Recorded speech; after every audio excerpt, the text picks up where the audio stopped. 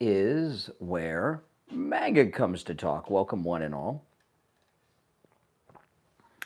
Oh man, we have so much to cover today. There we go. All right. I hate when Apple forces you to do an update, right? Like they just did with me. Make sure I turn the phones on.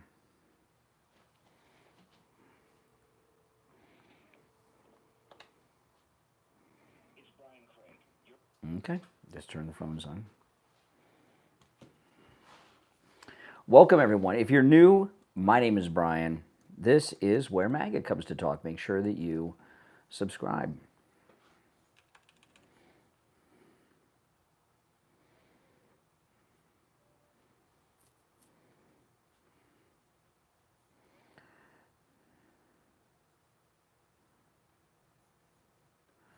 Let's see, where am I?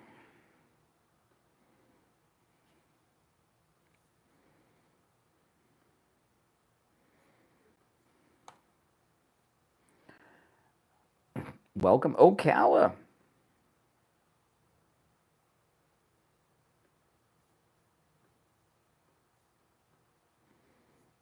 Welcome, Ocala.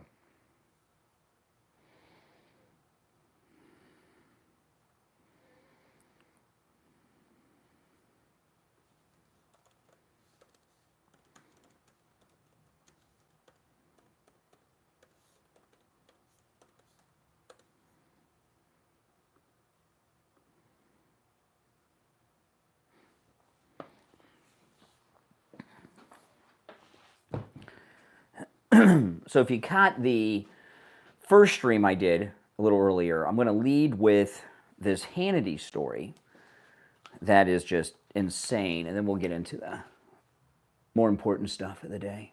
But I'm going to lead with the Hannity story. Oh boy, and I'm starting to do something I never thought I would do, and that is I am not wearing my headphones except when I'm playing audio sound bites. Because I've already lost hearing from wearing headphones my whole life, so I'm trying not to lose more hearing.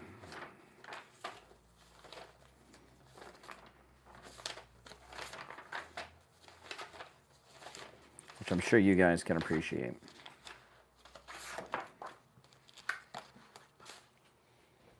Welcome, everyone. Yes, if you're new, make sure you subscribe. This is where MAGA comes to talk. We'll be live in less than 15 minutes on the main stream. And when you watch, I start my second stream up as the show begins, right? So when my other stream starts, if you go to that stream, you'll get all the green screen effects, right? You'll get to see and hear the video and the audio that I play. You'll see the articles that I share. And here on this stream, you can see and hear me and the callers. And you can call in. If you want to call in, the number is pinned in the live chat. And I was talking about this in the earlier stream. I'm going to bring this up a couple times today. You know, I read the comments, as many as I can, that people leave on YouTube. I get DMs from people on social media. I read some of those. I get emails from people, even physical mail.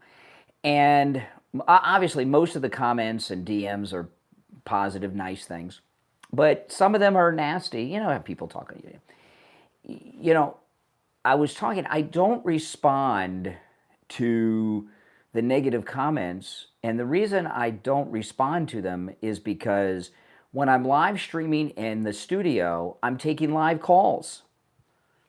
So you can call me live right here on YouTube on the live stream, and if you've got some criticisms about anything that I do with how I run the show, something I've said or done, you can call me right here. I am the most accessible person when it comes to these types of things.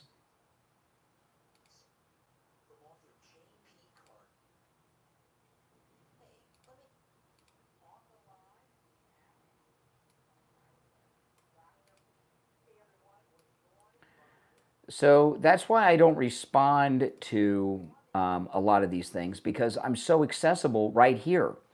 So all of you keyboard cowards who take issue with something I've said or Steve said or something that I do on how I run the show, call me on the air. Oops. Call me on the air during the live stream and we'll talk about it. I have no problem with that at all. That's why I take calls. But if but there's a lot of cowards. Oh, this may be one now. You're on the air. What's your name? Where are you calling from? Yeah, Kurt Noon from Maine. Hey, Maine. How you doing, Brian? Listen, buddy. Yeah. I'm 100% Trump supporter. I've called in a few times. I just saw something, and I hope this is false or some AI, but it didn't look it. It said that Trump, on the Second Amendment on firearms, he was saying that he wanted to take the gun away and go to court later. Can you elaborate on that, or have you heard anything about it? I didn't hear it, but I'll if he said it, I would give a guess as to what it is. If he said it, because I about DC and guns and everything. Let me look it up. Hold on. Okay, well, hold on. Where did you see it? I'll look it up right now while we're talking. It was on YouTube. It was right after the meeting with everybody yesterday and everything. Okay, hold on. I'm looking. I'm all part of that. Hold on. Okay, hold on. So if someone is civilly committed. Okay, this is an okay. I pulled it up and hold on. I am here to say hell no. Okay, and it's a clip. It was Pam. Was it the clip? Did you see the video? Yeah. Okay, was a female interviewer. Was Pam Bondi sitting next to him? I didn't know because I just saw that little bit, and actually I changed it because I didn't want to hear anymore because I was like, this has got to be bull. Well, no, there was I'll play it. I'll play it for you right now because the show hasn't started yet. This is from a cabinet meeting with Pam Bondi. Okay, so this was in the last few months, but I'll play it. Here we go. Bring in something called the Gun Violence Restraining Order. So if someone is civilly committed typically you can hold them for up to 72 hours, but people are getting out within 24 hours. Is this it? Of them. So what we want to do is let law enforcement. All I heard is they said. Yeah. Hold on. All I just remember him saying about taking the guns away and go to court later. Hold on. Without being adjudicated. So because they're a danger to themselves. You want them to take the guns and when they are not go through 6 months of legal trials and everything. Exactly. But we also have to give the mentally ill the due process in which they deserve, President. So what we're doing is they're going to be able to take the guns when they're taken into custody or into the hospital. And then when they're released, within 24 hours or 72 hours later, typically it's 24 hours, but law enforcement will have 72 hours to determine whether they should give those guns back or they can go to a judge and say, Your Honor, please keep these guns. We feel this person is still a danger to...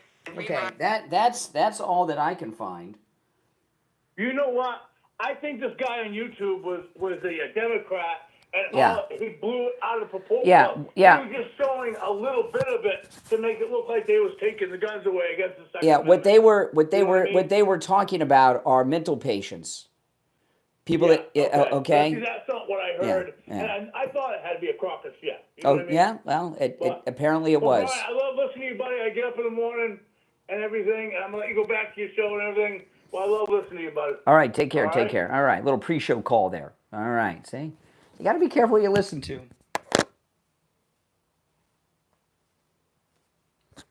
People spreading lies about our president. See, that's what I'm talking about. See? You take issue with anything, you call me on the air, and we'll deal with it live, just like that. Nobody else does that. So all you keyboard cowards, we call it Baker Act in Florida.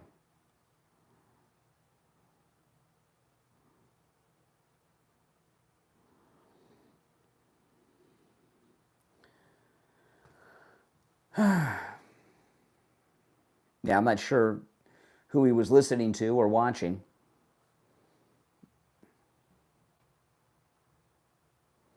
Democrats are treasonous fools. I will agree with that, yes. Democrats are treasonous fools, no doubt.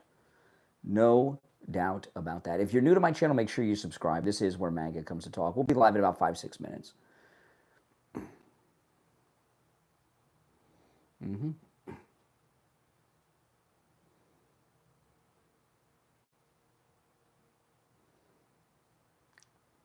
I'm waiting to hear from Mike at the radio station. He'll tell me what time we're going live.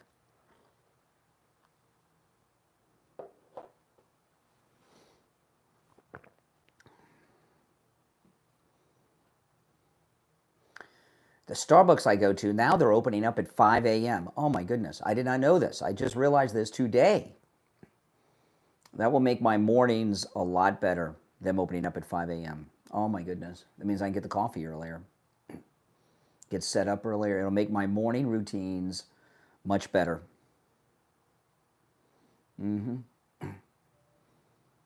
Oh, I gotta let the cat in. I can hear the cat meowing. Haku. Hold on. It's Haku.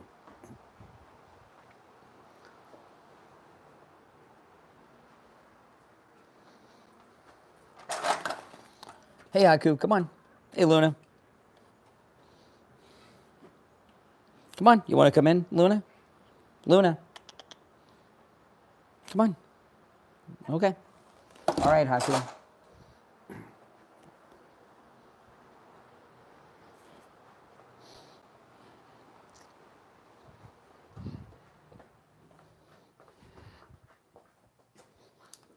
That's one of we have my daughter's cats here.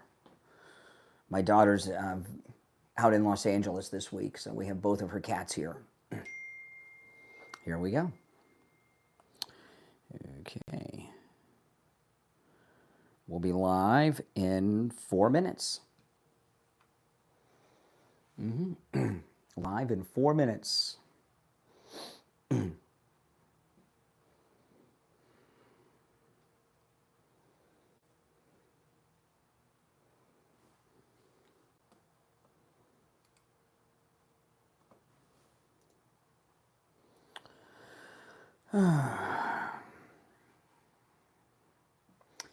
Well, I am going to open with the Hannity story. There's no getting around it. What Hannity did is the most egomaniac behavior I have ever seen. Really. I was reluctant to bring it up today. I really was, but I got to.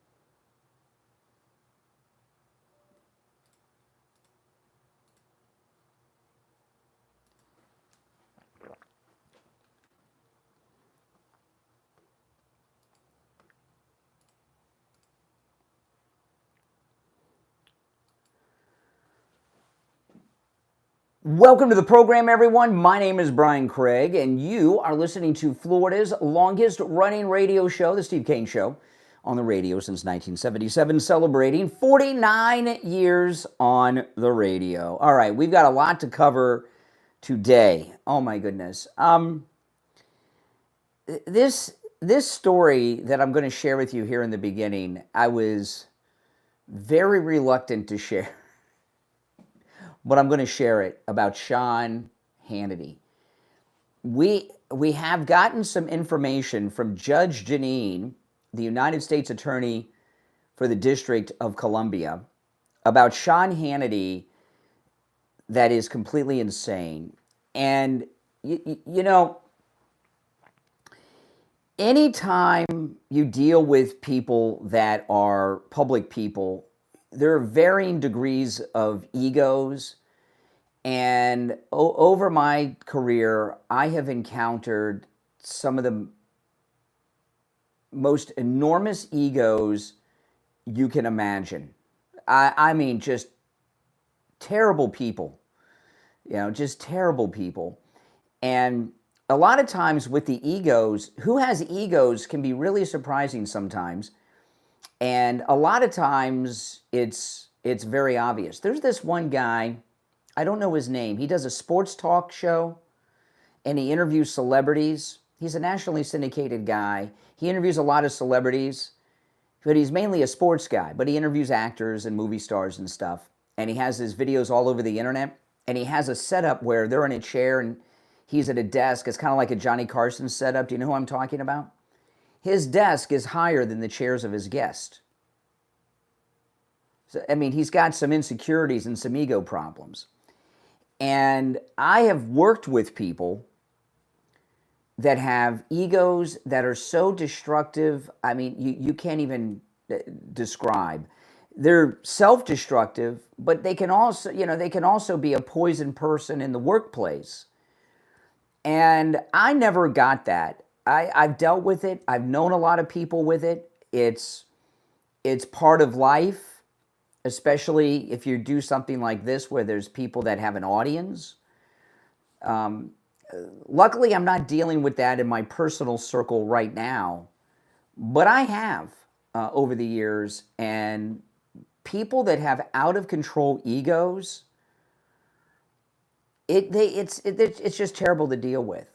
So we've got something on Hannity here from Judge Jogn. There was a big Fox News lawsuit that is being settled or was just settled. And part of that has made public text messages from some of the Fox News personalities. And we got some text messages from Judge Jogn. And I'm going to read through the text messages in a moment. And in the text message, Judge Jogn writes about something that Sean Hannity did that is the most overinflated, insane story of an egomaniac that I've ever heard. In fact, if I did what Sean Hannity did, my wife would have me Baker acted. She'd have me committed. And I'm not exaggerating. What he did, Hannity, according to this text message from Judge Jogn, and I believe Judge Jogn, don't you guys believe Judge Jogn, is crazy town to the nth degree. And when I saw this story this morning, I was thinking about so many of the egos that I've dealt with. And I've dealt with some of the biggest ones. I really have. I'm not going to bore you with the incidents, but just incredibly insane egos that have caused me and others so much trouble over the years. Usually, people that have these out of control egos, they're not just self-destructive. They don't realize it because they're in love with themselves. They work to destroy the lives of people around them. And the times when I've worked with people that have these destructive poison egos, the ones that bug me the most are the ones that everyone thinks is the nice guy on the That's the worst. There's some people that they carry it on the air too. But anyway, let me just go through it. If you're on hold, hang in there. I'm not going to spend the whole day talking about this.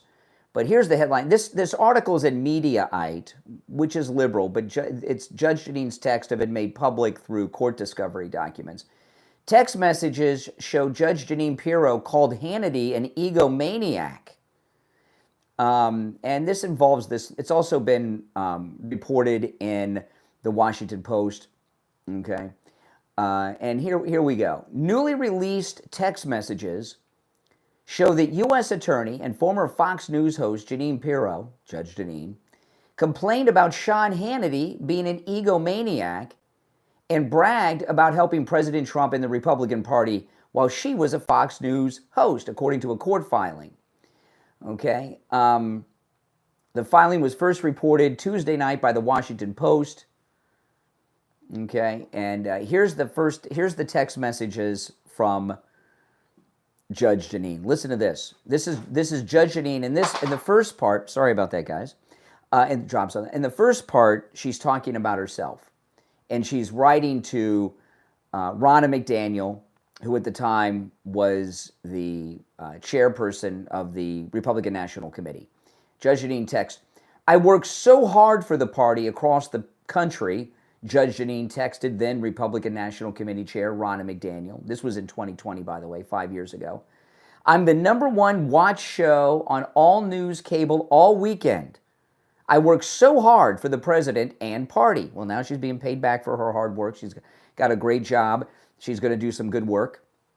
The message was included in a newly unredacted court filing.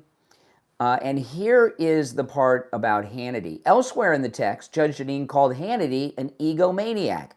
Now, this is the text message that, in my opinion, shows that Sean Hannity is a crazy person. He's a complete, insane, crazy person. Listen to this. According to another previously unpublished message, again, this is all new stuff. This is a lawsuit that's going on. The court records have been made public. Washington Post reported this last night.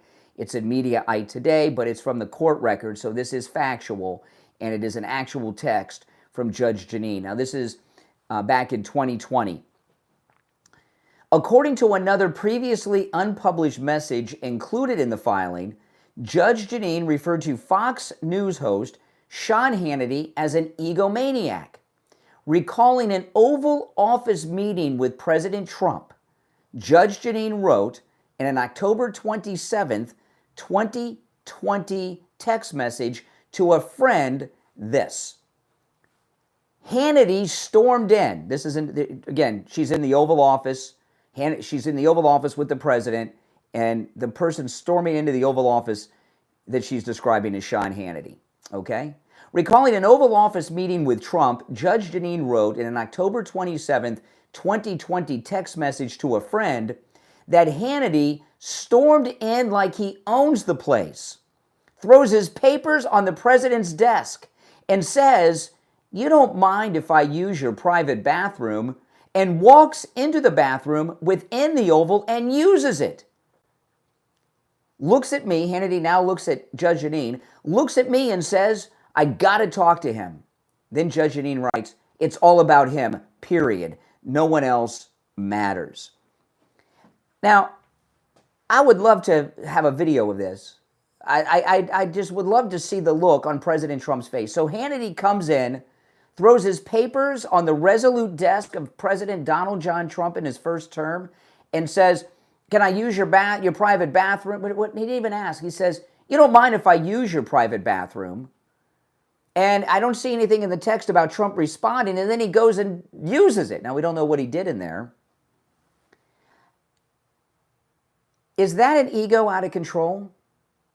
Is that a sane person? Is that a normal person? Is that an out-of-control person?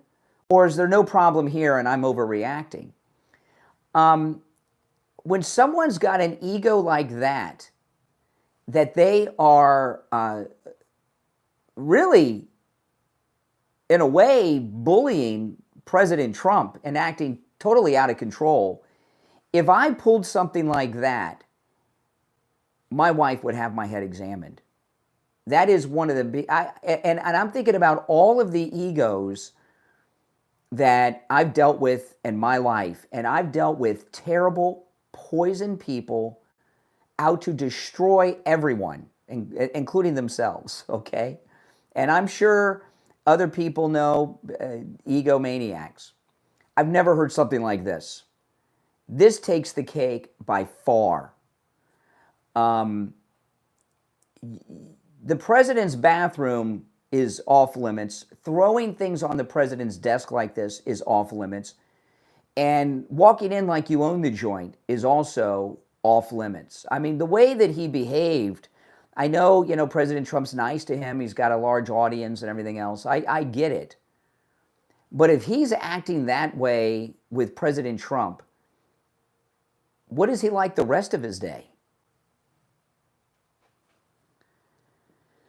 It's pretty monstrous. I'd like to hear your thoughts. Now, I do have a lot of issues I am going to cover today. I'm not going to spend the whole show on this, but I would like to hear your thoughts at 1-888-465-2631, 888-465-2631. If you're on hold, stand by. Our 10th annual MAGA cruise is coming up in March. We have a handful of cabins left at really bargain basement prices. We were able to grab a bunch of cabins that are, without question, 2019 pricing that you're getting for a cruise that sails in March of 2026. I'm not kidding. We have a couple of those cabins left. Our MAGA cruise is amazing. We're going to Antigua. We're going to Nassau in the Bahamas, which I'm really looking. I've never been to Antigua, and I have not been to Nassau since I was a teenager. I'm looking forward to that. We're also going to one of the Virgin Islands. I can't remember which one, and I love the Virgin Islands. And you are all invited. This is our 10th annual MAGA cruise. Join me, Brian Craig, and Steve Kane. Our travel agent, Ian at Cruise and Travel Depot, today is his birthday. There's no better birthday gift than calling him and getting him a booking on our cruise. So give him a call. If you get his voicemail, leave your name and number. He will call you back. This is and those of you that have been on our past cruises, Ian and I have been making some plans. This cruise is going to be we're going to do things in a different way, in a major way, and it's going to be an incredible time. We always have a good time, but we're always trying to take it to the next level on the next cruise. We're always trying to elevate the experience, and we've done it with some things we're planning, including some of the most out-of-the-world exciting shore excursions, but we're doing things on board we've never done before as well.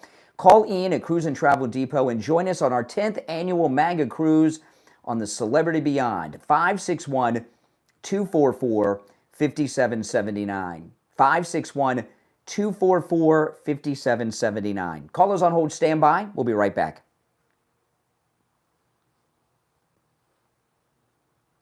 Yeah, you're all welcome. Join us on the cruise. You guys will have a great time. You can call him now. If you get the voicemail, leave your name and number. He will call you back.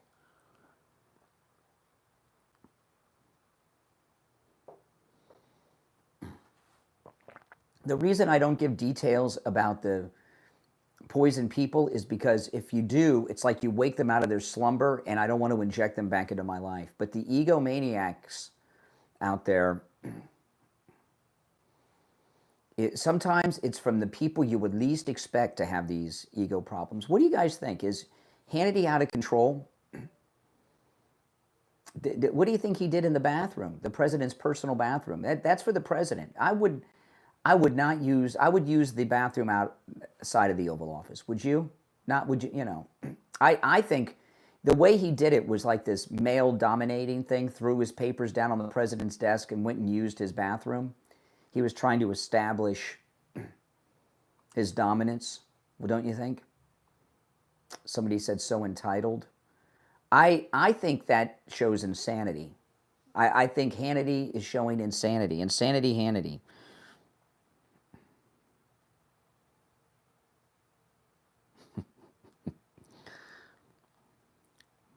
Someone just texted me. There's many ways of walking into the president's office. That's just not one of them. Someone just texted me. That's for sure. That's not one of them. If you're on hold, hang in there. I'll take some calls when we get back. The Republicans aren't gerrymandering. We are correcting the gerrymandering that's been done by the Democrats. We're doing the opposite of gerrymandering. We're correcting Democrat gerrymandering.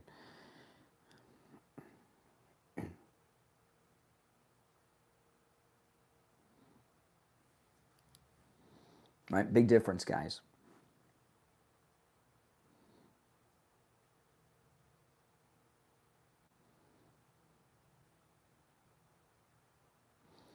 Okay, we'll be back shortly in about a minute. If you're new, make sure you subscribe. This is where MAGA comes to talk. This is a radio station commercial break we're in right now. And I do have a lot of issues to talk about, but this to me is give me a yes or no. Is Hannity's ego out of control, behaving that way? Yes or no on that? Totally out of control.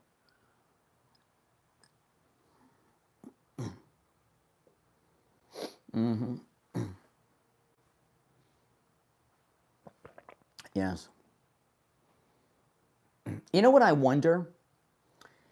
Is because he knows about this story. It was in the Washington Post. It's in media. Do you think he's embarrassed by it? I bet you he's not. I bet you thinks it makes him look good. All right, here we go. We're coming back. Insanity Hannity. Yeah.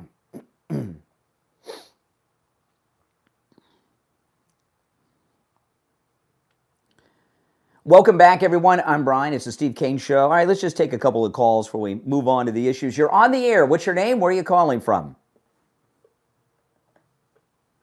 This is Corey Glenn calling from California. Hey, Corey in California. What's on your mind? Yes, Corey, you called me. What's up? I'm just getting used to the delay. Well, you turn down the volume of whatever device you're listening to me on and just listen to me on the phone. Then there'll be no delay on the phone. Hold on while I'm answering all the lines. All right? Just listen on the phone, Corey. All right? I hear you. Okay. I just saw a call in live, and I'd love to get into the conversation and see where you're going with what you're trying to accomplish today. Well, what I'm trying to accomplish every day is making America great again. That's what I'm trying to accomplish every day. And how are you wanting to go about doing that? Keeping Trump in office for as many terms as possible and electing Trump-endorsed MAGA candidates to every office from dog catcher to president for eternity. You okay? Did you pass out? No, I was just waiting to hear, without being rage-baited, why you think that is somehow useful and a part of what democracy stands for when it comes to anything that has to do with American history. Well, I give you an example about making America great again, okay, that President Trump has done. 2 days ago, there was a viral video on social media of some illegal migrants climbing the Great Wall of Trump at the southern border, right? That new wall, they were climbing the wall. That video went live 2 days ago and was going viral. I don't know if you saw it. I saw it. Millions of people saw it. That was 2 days ago. Yesterday, the Secretary of Homeland Security, Kristi Noem, obviously sent to the Great Wall of Trump at the southern border, the border wall by the president. They're painting the border wall black so that it's hotter in the desert sun to make it more difficult to climb, you know, like blacktop, so it'll burn your hands if you try to climb it. That's an example of our government at work under this great president, Donald Trump, to keep our borders secure. That's part of making America great again. Is this satire? Oh, man, this is a great satire. What are you talking? No, I'm serious as a heart attack. I am serious as a heart attack.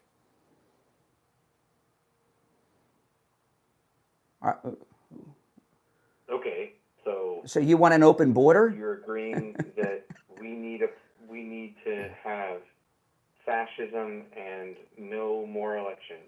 No. That's what you're agreeing to. No, I'm wearing, you're obviously referencing my hat that I got from the official Trump store. I'm wearing a Trump 2028 hat, which they sell at the gift shop at the White House. I'm operating off of your words, sir. sir. Yeah. You just told me. No, I'm not that talking. you want No. Trump to be elected forever. Yes, and never elected. again. Elected. I didn't say appointed for life. I want President Trump to run and win in 2028, 2032, 2036, 2040, as long as he's capable. I want him to run and be elected, not appointed for life. I want the people to decide. What's your beef with Trump? Which people? Good American people. What's your beef? You know, this is, I think it was Bobby Kennedy was talking yesterday. You know, Bobby Kennedy Jr., a great man. And like you, a resident of California. And Bobby Kennedy, he shared something. He said men in their 60s have higher testosterone than men in their 20s today. And I don't know, you in your 20s or 30s?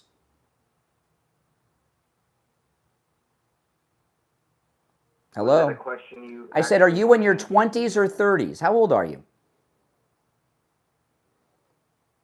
I heard you. Yeah, how old are you? I'm 39. 39. Yeah, you're of that millennial generation that has low testosterone. You guys don't understand what it's like to be a man and to be a pro-American person. You've been... So now you're attacking my character rather than actually... Well, talking when about I'm talking wrong. about I gave an example of something President Trump did this week to protect the southern border. You're in a border state, California. It's been Invasion USA on California for decades. Very much aware, sir. And when I'm talking to a guy who's a millennial in a state that's been under current, Okay, you so know, who the doesn't want border labels that you're security, I'm talking calling to are not appropriate. You know... I didn't call you a it's name. What, you're not a millennial? conversation to have if You're that's not- the way you're- you're going to go. You're not a millennial? See, I'm saying that you are labeling me Well, what are without you? knowing who I am at all. I know a lot about you. You're a liberal Californian. Okay. You're a liberal I'm from Californian. California. Yeah. I'm from a very rural county of California where we are very staunchly Republican. Oh, wait, hold on a second. This is interesting. You're a Republican? We believe in the Constitution. So do and I. We believe in the Republic, Yeah. United States of America. Yes. United. Yes. You know what that means? Yeah. Do you Sure. know what that means, sir? Yeah. And What does united mean to you? Because what you are doing is deciding for everyone else in the country what you believe is right, which is a very small majority. No, in fact, President Trump. And Not if you excuse want me. to go there, I can quote and cite. I don't want you to quote and cite. President Trump just last year in November. President Trump won the national election. He won every toss-up Yes, battleground sir. state. And now he is calling our previous president a treasonous Yes. person, Correct. which has no bearing Yes, on he the is. Constitution or anything. Yeah, sure. What does that have to do with the Constitution? The Seditions Act needs to be proven in court. So Yeah. good luck with that. Okay. So you're a Republican, but you don't support Trump? Is that what you want me to believe? You said you're a Republican? Yes, sir. Okay. Give me an And example. I'm one of the very few that is a never Trumper who believes in the Constitution. Oh, really? But as a hold on a in second. As a Republican, excuse me, anti-fascism. you must Yes. be very happy as a Republican, because I'm a Republican. You must be very happy that President Trump has given us what some say is the largest individual tax cut in the history of the United States. Carte blanche, no. Oh, you're I'm not against the tax cut. Okay.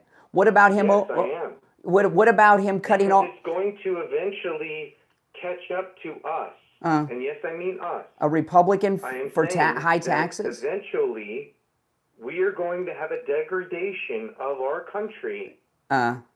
Okay. What When about we this? are not President protecting Trump. people who Okay, so we you're serve. a Republican for high taxes.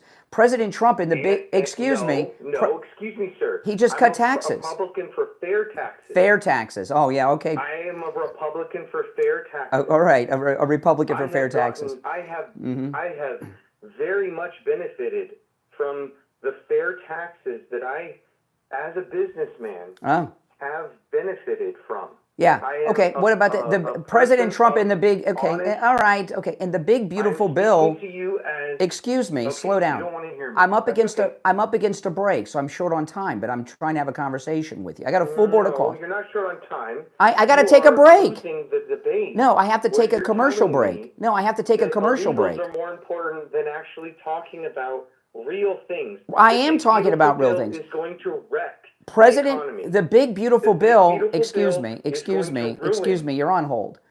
I want to ask you a question. The big beautiful bill cut fund. Excuse the me. mothers and the grandmothers. Slow and the down. I'm going to single turn you mothers. down. I'm going to turn you down. The big beautiful bill cut funding to Planned Parenthood.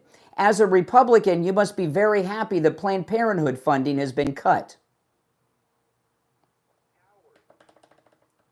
I said President Trump cut all funding to Planned Parenthood. As a Republican, you must be happy about that. I am not happy about. Oh, you're not? All right, appreciate the call. He's a Republican, but he's upset at the tax cuts and he's upset at Planned Parenthood funding getting cut. Does that sound like a Republican? We'll be right back. Tells me I'm not short on time. I went 2.5 minutes late on the break.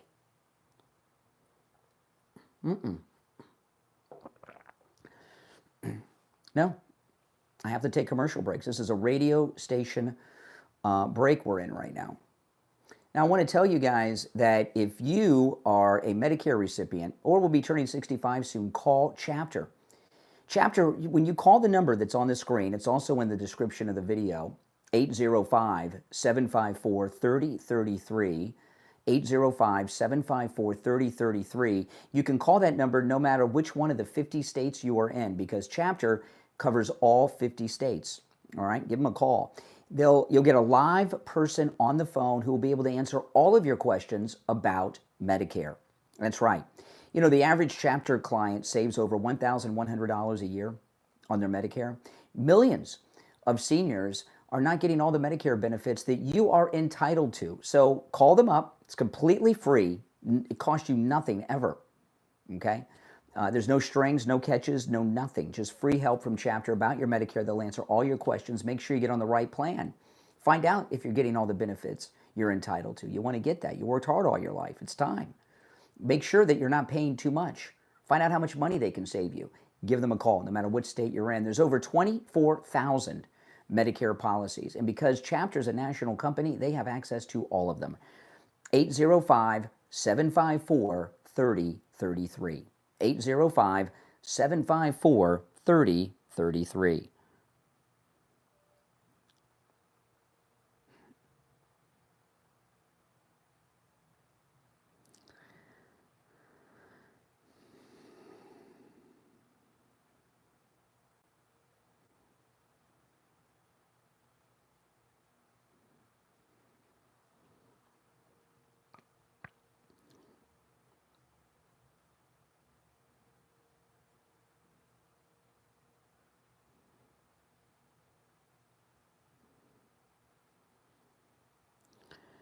Okay.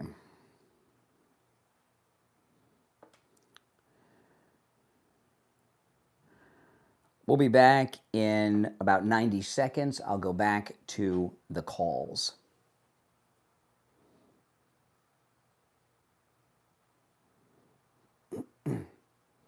If you're on hold, stand by.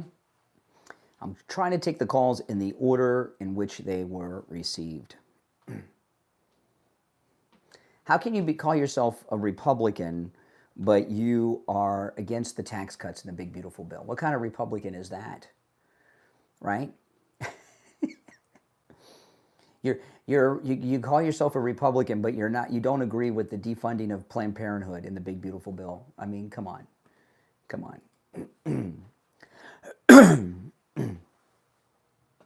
Yeah, guys, join us on our MAGA cruise, 561-244-5779. That's Ian, our travel agent. He's handled all our cruises. This is our 10th one.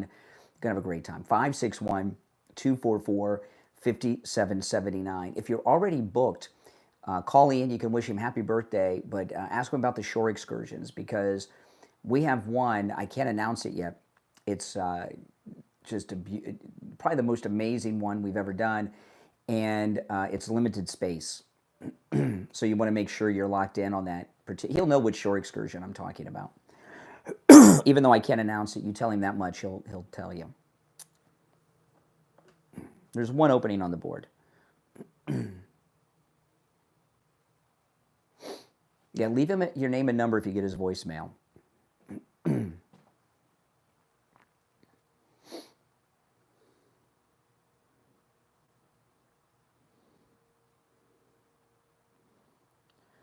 Welcome back, everyone. I'm Brian Craig. You're listening to The Steve Kane Show, Florida's longest-running radio show. That last caller claims to be a Republican. He's against the tax cuts and the big, beautiful bill. He's against the defunding of Planned Parenthood and the big, beautiful bill. Those are two major parts of the Republican Party platform that have been there before Trump came down the escalator. All right, let's go. You're on the air. What's your name? Where are you calling from? My name is Scott. I'm calling from Kansas City. Hey, Scott. What's up? About Sean Hannity. Yes. I have a little deal with something a friend of mine, an acquaintance of mine, heard about Sean Hannity that over 25 years I haven't ever had a chance or opportunity to share, but I'll share it now. I had an acquaintance in Washington, D.C. from Missouri. He was there to do some special interest advocacy for Missouri, and there was some kind of big political convention, big deal going on. He was in a restaurant with some high-end person as a guest. Very big, important restaurant.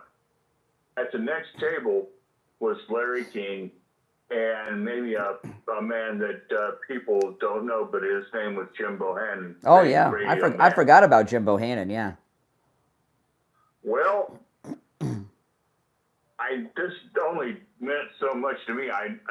When this acquaintance of mine told me about it, I was aware of Sean Hannity. Mostly I watched Tony Snow on Fox News Sunday, and that was about it for me in Fox News. But that goes way back. Jim Bohannon said to Larry King, and this is over just a little blurb of something, but it would influence how I would listen to Sean Hannity. Jim Bohannon leaned to Larry and said, the one thing I can't get away from with that Sean Hannity is he will spend a lot of time baiting his question, where Larry just calmly leaned back and said, he baits for shark. Well, since that time, I've listened to Sean Hannity, and he will spend 2 minutes, 3 minutes baiting his question. Mm-hmm. And I think, doesn't anybody say anything to him? Can he ask a straight question? Well, what you have, okay, it's a little far away from this crazy incident in the Oval Office where Hannity lost his mind. But the thing, what Hannity does, and I've known other people that do this. In particular, I don't watch him too much with his show, but I do watch when he interviews President Trump, because I always watch the president. He's trying to impress President Trump with his knowledge and everything else. So I imagine he does that with other guests. But what do you think this, Judge Janine said that he stormed into the Oval Office, threw his papers on the desk, said, you don't mind if I use your private toilet, and then went and did it without the president giving him permission. Does that sound like a crazy person to you? Well, the only other thing I can think of is it sounds like somebody who's pretty desperate with his bowels. I got to get in there. All right. They have other bathrooms outside the Oval Office. No. You're on the air. What's your name? Where are you calling from? This is Mike from Louisiana. Oh, hey, Mike. You know, what Hannity did with his ego in the office. This is the ego with Hannity has been around for a while. Think about this. What was the original? What was the official reason why they gave that Combs left the show? That Alan Combs left that show? Yeah. He was burned out and all that stuff. I'm starting to believe now that it was Hannity pushed him out. Yes. Hannity wanted the spotlight. To himself. Yes, I agree with that. Yeah. You know, so his ego, so that would fit into what Judge Janine just said in that post, you know? Yeah, let me read, for people that are just tuning in, because I read this in the beginning. Judge Janine's involved in a lawsuit, so there's been some discovery, and some of her text messages have been made public through the court filings, and the Washington Post reported them last night. And this is a text message from October 2020 from Judge Janine, okay? According to a previously unpublished text message included in the filing, Judge Janine referred to Fox News host Sean Hannity as an egomaniac. Recalling an Oval Office with Trump, Judge Janine wrote in an October 27th, 2020 text message to a friend, and this is what she wrote, that Hannity stormed in to the Oval Office like he owns the place, throws his papers on the president's desk and says, "You don't mind if I use your private bathroom," and walks into the bathroom within the Oval and uses it. Looks at me and says, "I got to talk to him. It's all about him, period. No one else matters." That's crazy what he did there. Don't you agree, Mike? That's crazy. It is crazy. It is crazy. And every time he talks about himself or the president and him, it always starts with the word "I." Yes. I know the president. I've gotten this interview with the president. It's all about him. You know, it's not about President Trump. It's about Sean Hannity. Yes. Yeah. No, all right. Appreciate the call, Mike. Take care. You're on the air. What's your name? Where are you calling from? Brian, good morning, my friend. This is Frank from the Pacific Northwest, Red Country. All right, Frank. What's up? I enjoy your behind-the-scenes talk. I'm a 36-year veteran of television and talk radio. Billy telling you that it's a first for me. I've never heard this before in my life, where a caller has told me or you're not short on time. I lost it. Yeah. I'm screaming out laughter. Yeah. I've never heard that one before. Yeah. That's funny. Yeah, I took the break 2.5 minutes late to talk to that guy. You know? Wasn't that funny? Right. Oh my goodness. You didn't Ed bring up McMahon. nepotism. I saw nepotism the first 2 weeks in 1989 at a CBS affiliate in Vegas. It made me sick to my stomach. It was just the arrogance on this kid. He was the kid of Dad, and Dad got him the job. Uh-huh. I worked my way in. I worked for everything that I ever did, never got. I will, if somebody asks me for an autograph, I go, "Buddy, you're an adult. I'll sign it for kids, but I will not sign an autograph for Really? an You don't adult." sign autographs? No, not for an adult. I mean, they're no different than me. Oh I'm my not goodness. Special, Oh my goodness. Okay. right? No, I've Well, signed anyway. autographs. I sign autographs when people ask. I mean, Well, I'm the nicest guy in the world. There was I've let only. grandmothers I know it sounds hard to believe that people ask me for an autograph, but they do. There's only one time. Exactly. There was one time I refused to sign an autograph. A listener wanted me. Why? They wanted me to sign the inside cover of Michael Savage's book, and I said, "I'm not going to sign someone else's book. Are you crazy? No, not at all. I don't want to be Not like at all. Hannity and have the ego." You've got an awesome audience, my friend. No doubt about An that. Awesome audience. No I doubt. watch you, man, and I watch your body movements as you sit there and you're stone-faced and quiet while these lunatics are just going up, and you're so calm. It's great. I did the same thing. I thank them, and they tell me to put things in places that you can't do, and I just thank them, and I say, "Hey, if you got something interesting to say, give us a call on the next show." Okay. I'll leave you with Combs. The guy made a good point on Hannity and Combs. He was shoved out. No doubt. Steve Kane was friends with Alan Combs. Alan Combs was a liberal, not like these loons that I'm hearing from on the phones. And he was a very decent guy. And I've told this on the air before. I'll tell it again quickly. I met Sean Hannity right as he was becoming famous at Disney World. This was little over 20 years ago. My wife and I, we were taking my daughter to Disney World. She was like 3 years old, and and she's 26 now. So so it's like 23 years ago. And we were in line for Dumbo, and Hannity was in line for Dumbo carrying his little child who was about 5 years old.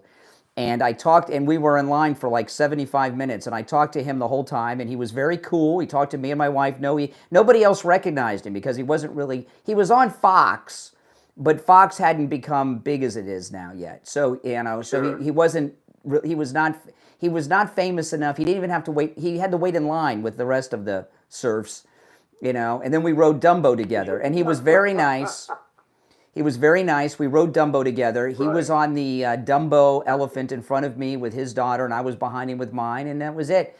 And but then the ego got out of control, and he did push Alan Combs out, and this thing in the Oval Office, that's crazy town. I mean, that's just nuts.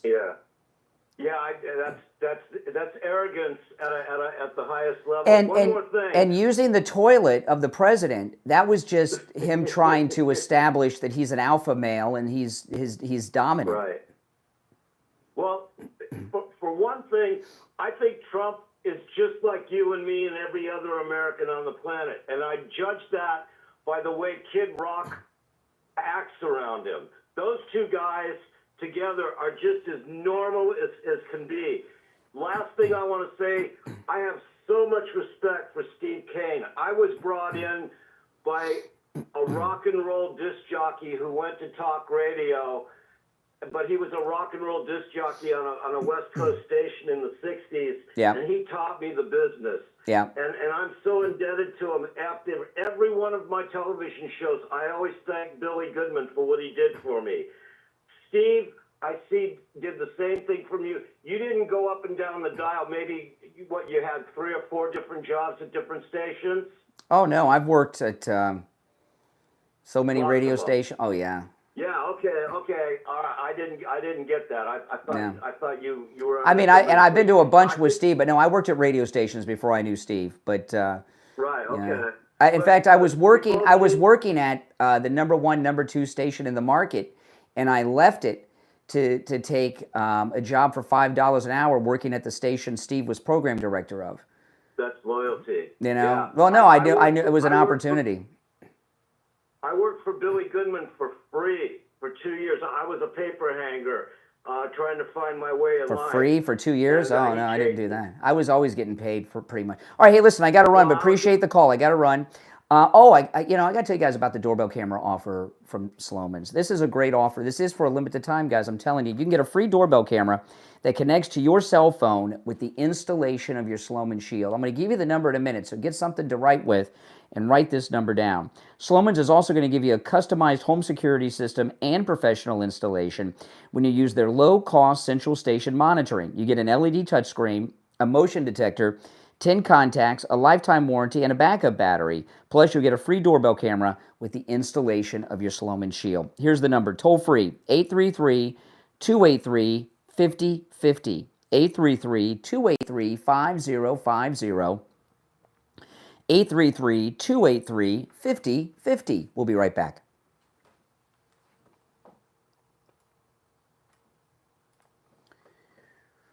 Okay.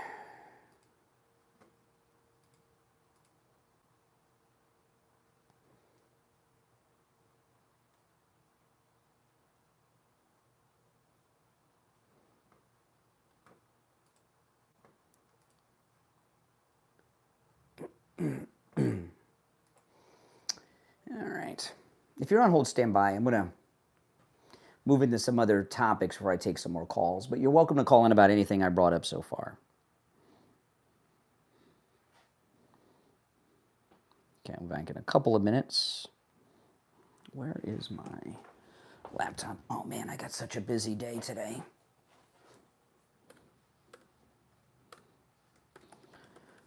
A really busy day.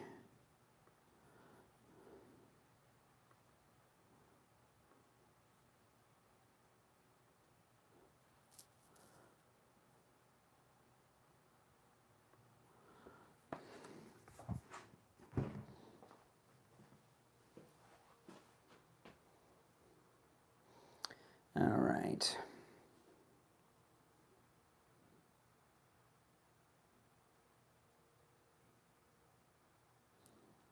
We'll be back in 2 minutes, guys. 2 minutes. And don't forget, if you're 65 years of age or older, call Chapter. They'll answer all your questions for free about your Medicare. They cover all 50 states. 805-754-3033. You know, open enrollment period is going to be here before you know it. Call now so you can jump the line when open enrollment happens too. 805-754-3033. All right, Chapter. The number's in the description of the video as well.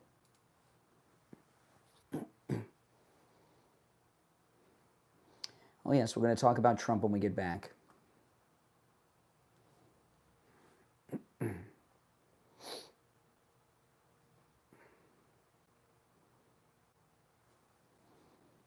Just over a minute, we'll be back. Like the board up at the radio station, we text when I'm here. If I'm at the radio station, I'm just there. I don't need to know. But when I'm here, if you're watching with the green screen and you see the green behind me, if you go to my other stream, which is going on right now, you can see and hear the audio sound bites I play, the articles I share. This is with the green behind me. When you see the actual green, that's kind of a behind-the-scenes look. Less than a minute, we'll be back.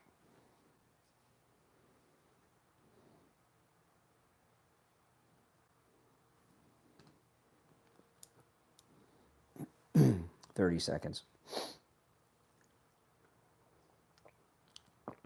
I started a new allergy medication a couple days ago. It is working so well. It's just starting to kick in. It takes a few days because I'm allergic to cats. And we have, how many in the house? 5. We have 5 cats in the house because of my daughter's cats and I'm allergic.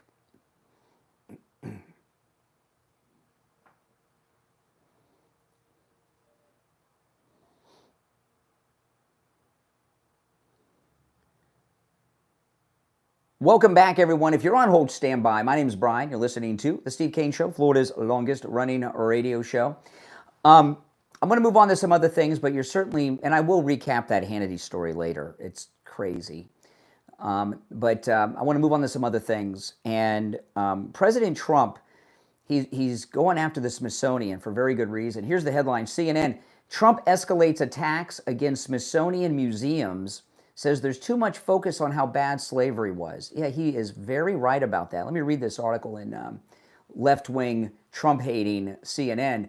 President Donald Trump escalated his campaign to purge cultural institutions of materials that conflict with his political directives on Tuesday, alleging museums were too focused on highlighting negative aspects of American history, including how bad slavery was. In a Truth Social post, Trump directed his attorneys to conduct a review of museums, comparing the effort to his crackdown on universities. This is what he wrote on Truth Social. This President Trump wrote this. The Smithsonian is out of control. He wrote out of control in all caps. The Smithsonian, which means he's yelling, the Smithsonian is out of control, where everything discussed is how horrible our country is, how bad slavery was, and how unaccomplished the downtrodden have been. Nothing about success, nothing about brightness, nothing about the future, Trump wrote. He is so right on the money. Slavery, we all agree, was bad. However, the sacrifices that were made by Americans, in particular white Americans, to end slavery is never discussed in these museums and in the history books that are written by liberal college professors that are in the public schools. Not only did 1 million Americans die in the Civil War, round about 1 million, most all of them white, in the decades before the Civil War, there was nonstop conflict. Look up John Brown, look up Bloody Kansas. There was nonstop conflict that resulted in death in an effort by whites to end slavery. After the Republicans ended slavery, the Democrats had a 100-year reign of terror with a terrorist organization that was a Democrat terrorist organization known as the Ku Klux Klan that terrorized blacks. You know, when the civil rights legislation was passed in the 1960s under President Johnson, many Democrats opposed it. The civil rights legislation in the 1960s was signed into law by Johnson, but it only passed because the Republicans supported it. The Democrats, that's when they had the breakup with the Dixiecrats and all that. the Democrats were opposed to that. But the civil rights legislation from 64 and on was all passed by white people. That's true. White people led the fight to end slavery in this country, and white people in government. In fact, the Constitution was amended outlawing slavery with a 100% white vote in government, in the Congress. The civil rights legislation was passed by white people on both sides. And now the reason that is because blacks were not empowered to do such things at that time. I don't even know if there were any blacks in Congress in 1964. Were there? I don't know. But it passed because of whites. And you're not past it. Now, I don't want to take away from the sacrifices of great Americans like Martin Luther King, Medgar Evers, and the great Rosa Parks, and many others who worked hard. Many of them sacrificed their lives for civil rights. I don't want to take anything away, but whites, we didn't start slavery in America. We ended it. The Europeans brought it here. We ended it. And it wasn't just something that ended on a dime. It ended with a lot of death and destruction that went on for over 100 years before we finally ended it. But all that legislation, and we're taught that whites are evil and all own slaves. I had family, a great, great, great uncle who fought in the Civil War for the Union Army out of Ohio. No Confederates in my family. 80%, over 80% actually, over 80% of Americans are descendants of immigrants that came to the United States after the Civil War, so they had no part in slavery. The great waves of immigration were after the Civil War, and President Trump is right. What you get from this left-wing history at the Smithsonian's, at our universities, and our public schools is a negative view of America, and that needs to be changed. Now, President Trump did something amazing yesterday at the White House. He installed an outdoor speaker system outside the White House, and he was blasting music. Did you see this yesterday? It was beautiful. There were two songs in particular that he played. One was the great hit by Lee Greenwood, I'm Proud to Be an American. But then he was blasting music by the late, great king of rock and roll, Elvis Presley. Now, why was he playing? We know why he was playing Lee Greenwood. When Lee Greenwood comes on at a Trump rally, Trump's there and getting ready to come out. But why did he play Elvis Presley? He could have played anyone. President Trump likes show tunes, but why Elvis? It's because President Trump knows everything that's going on. And a couple of days ago, let me pull this up, Joy Reid was online on a podcast, and Joy Reid attacked the king of rock and roll, Elvis Presley. Listen, this is Joy Reid a couple days ago.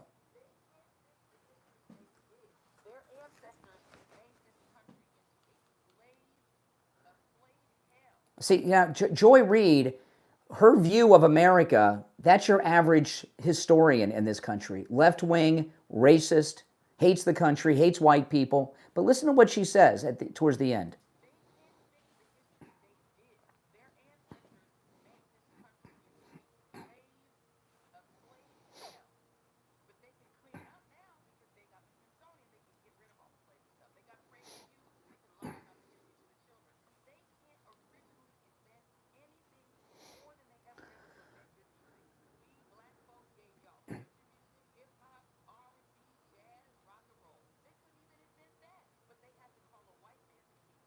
Okay, see, the white man, the king. She's attacking the great Elvis Presley. White people can't invent anything, really. White people invented democracy in this country and also freed the slaves and passed the civil rights legislation. Maybe blacks are responsible for rock and roll, but we're responsible for blacks being free in this country. But President Trump, it just shows you, President Trump knows it amazes me. Minor stories like this, President Trump knows everything that's going on. She attacked the great Elvis Presley. So he's blasting Elvis Presley outside the White House yesterday. It's hilarious. All right, let's take a call or two before the top. You're on the air. What's your name? Where are you calling from? Hey, it's Jerome from California. How you doing, Brian? All right, Jerome. So you're here crying about Joy Reid today, is that right? No, I'm not crying. It sounds like it. It sounds like you're race baiting right now. Well, that's because you're a liberal who hears what you want to hear. That's what you're doing. No, But that's what you're doing. no, it's not. That's what you're doing. That's what you're doing with Joy Reid right now. So, are you gonna just admit that you guys like support slavery, or no? Slavery. President Trump. Yeah. President I know Trump. you're a supporter of slavery. President You Trump, support with the deportations and shutting down the border, ended the modern day slave passage, where more slaves are being transported than during the height of the slave That's a passage lie, from Africa. Brian. So, Brian, let me ask you: are you a history expert? I do have a degree in history. Are you a history expert, Brian? I don't call myself that, but I have a college degree in history. You have a college degree. Yes. Okay. So, would you say what is your degree in? I have a double major. I studied to become a history and social studies high school teacher. Really? Okay. So then, why are you suddenly siding with an incompetent man that does not know anything about history, who doesn't know anything? I have no idea who you're referencing. I have no idea who or what. I have no idea who or what you're referencing. You're dumbass president. Can you not use the profanity, Jerome? Do you mind? Sure, no problem. I only have about 30 seconds left. Give me a specific, real quick, Yeah, I and I'll know, because you're a respond. coward. I got to take a commercial break at the top of the hour. Yeah, I know. That's what you do, cowardly as usual. No, we have You a get out of scheduled work on commercial break at the radio station. The Then radio after station. the commercial break, we can continue this then, huh? No, I don't hold callers over the break very Yeah, often. because you're a coward, Brian. Why am I taking Because the? you're a coward. I'm Because taking you're calls. defending a pedophile. All right, there he goes. All right. I mean, what a psycho. He'll probably call back. It's one call per day. The guy's unhinged. See what I got to deal with? All right, 1 hour down, 2 to go. It's the Steve Kane Show, Florida's longest running radio show. I'm Brian. Back after this.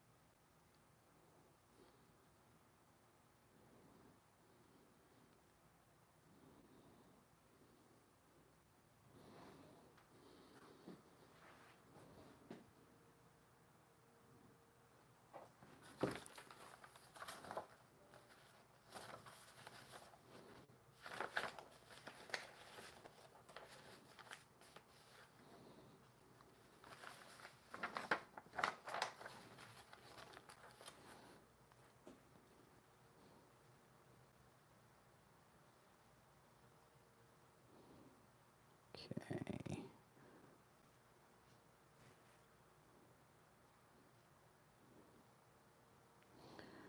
We'll be back in about 90 seconds, guys. If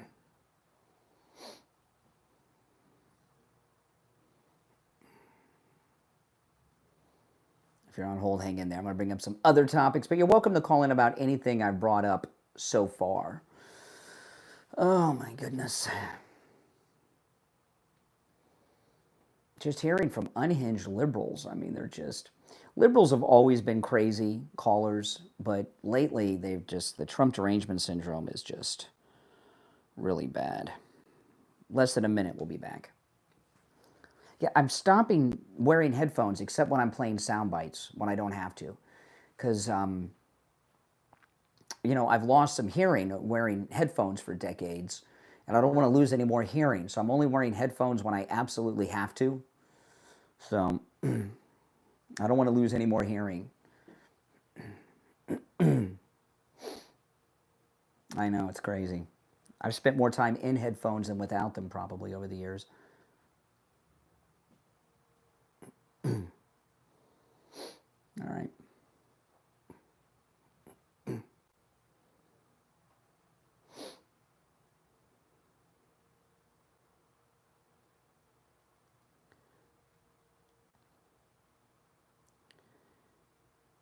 All right, hour number 2 has begun. My name is Brian Craig. You're listening to the Steve Kane Show, Florida's longest running radio show on the radio since 1977, celebrating 49 years on the radio this year.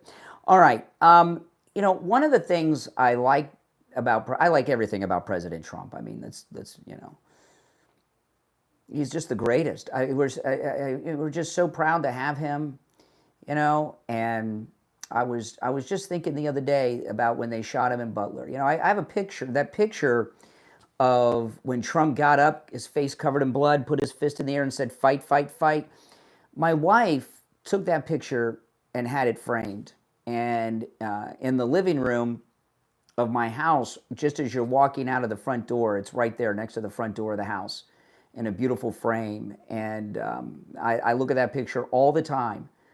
And I think about what he did and what he suffered from and suffered through for us. I mean, it's absolutely amazing. And one of the things that I really like about President Trump is that he is a true Christian man. And in the first campaign, he said something about, remember when he said 2 Corinthians? I can't remember the context. I don't remember, was he president yet or was it during the campaign? I can't remember. It was either during the first campaign or the first term. He said 2 Corinthians, and of course the liberals who were godless started, it's 2 Corinthians, not 2. And I've heard my own priest in Mass say 2 Corinthians, okay? But, anything, that haters, they grab onto something, they hate everything, right, when they're consumed with hate.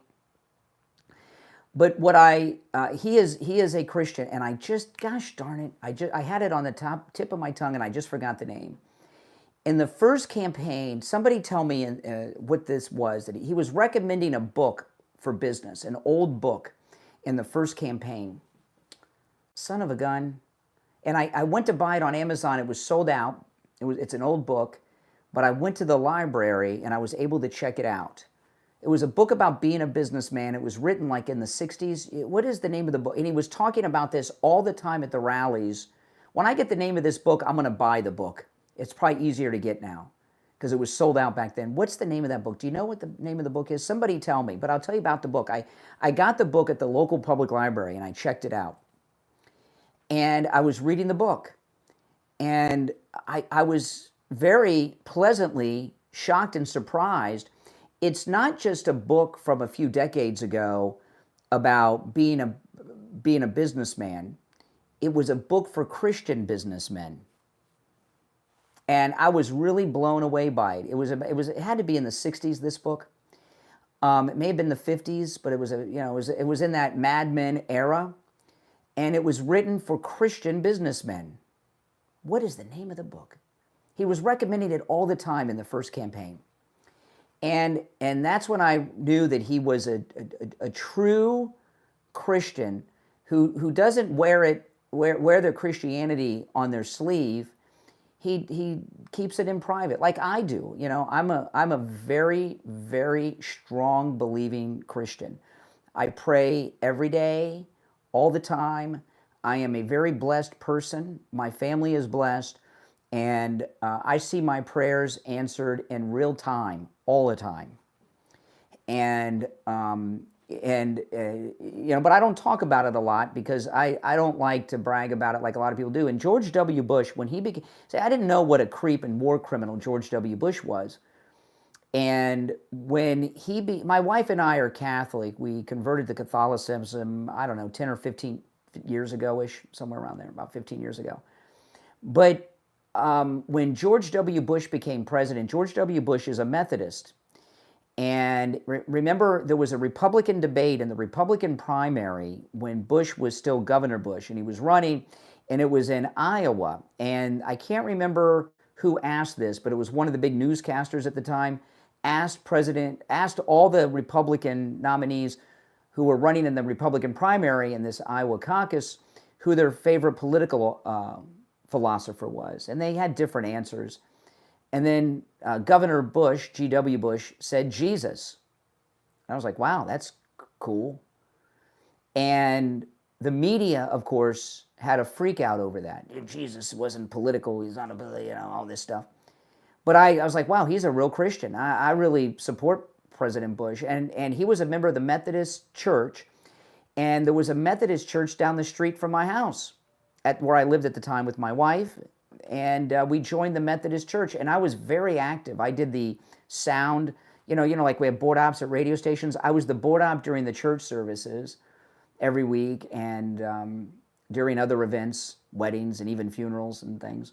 I'd run the sound at the church, and I was very active. I loved that church. And when the war in Iraq began, the Methodist church condemned the military action in Iraq, and the pastor of the church had a special meeting of everybody at the church saying, we're behind this, and we're behind. It was very strange that they were coming out in favor of death and destruction and a war. But then I realized that George W. Bush is a liar. He's a fake Christian. He's a war criminal.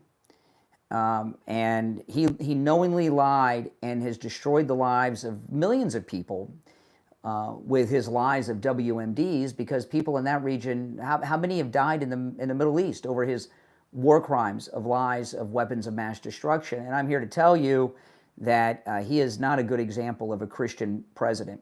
However, President Trump is. And I do believe him to be a very strong Christian believing man. And every once in a while you get something that lets you know. And he was on Fox earlier this week. And that's why I brought this up. This is President Trump on the phone with Fox earlier this week. Listen.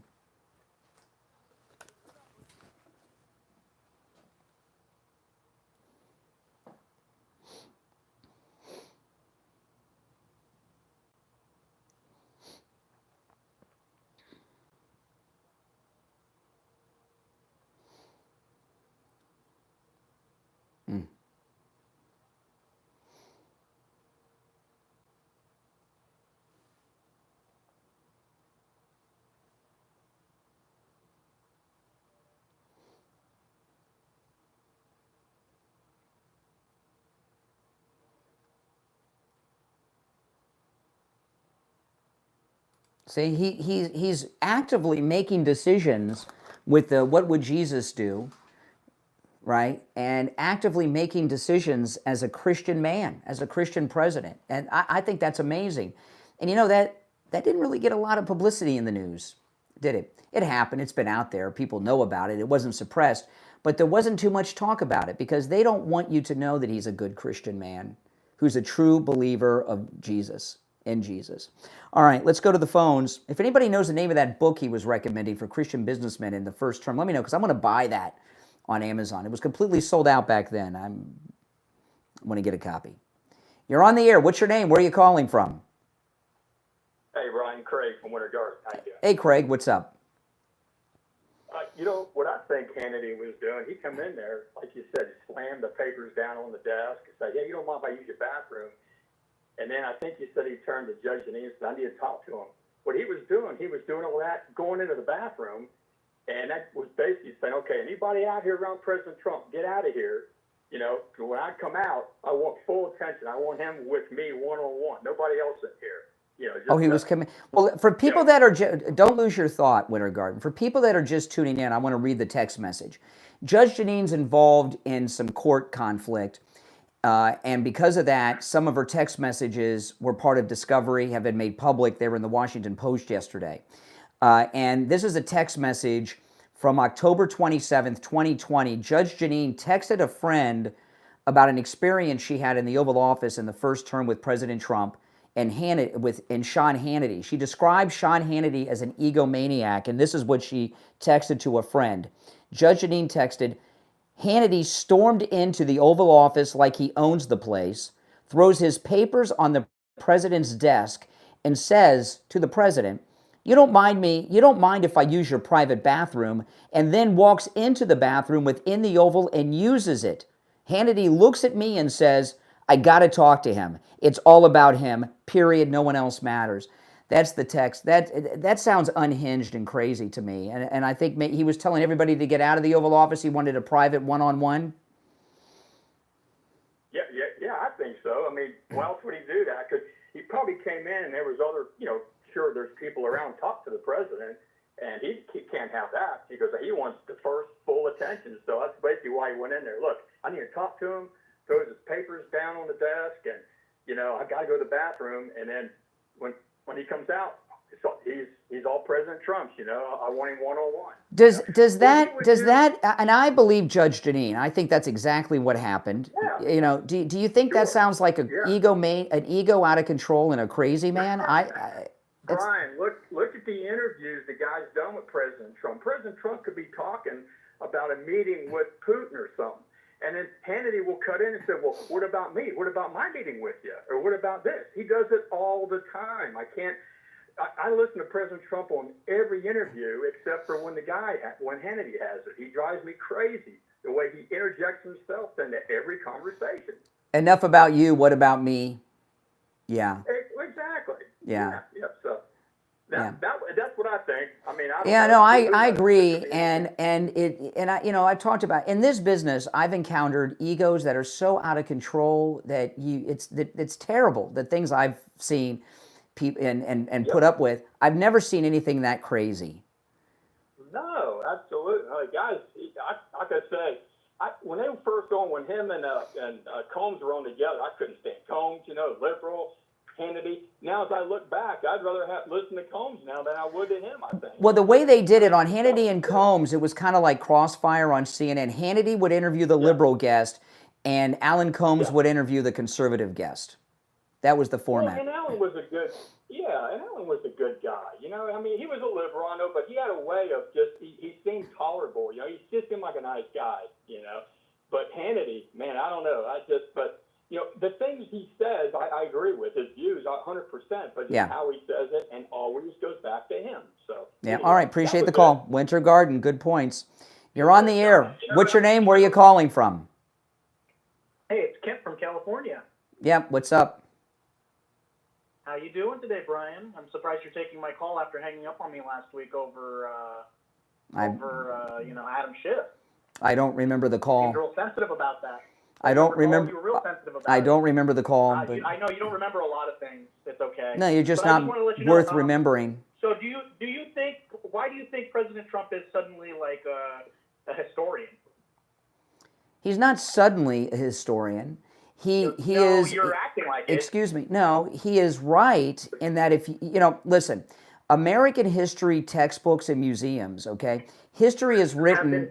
Excuse me. Oh, no.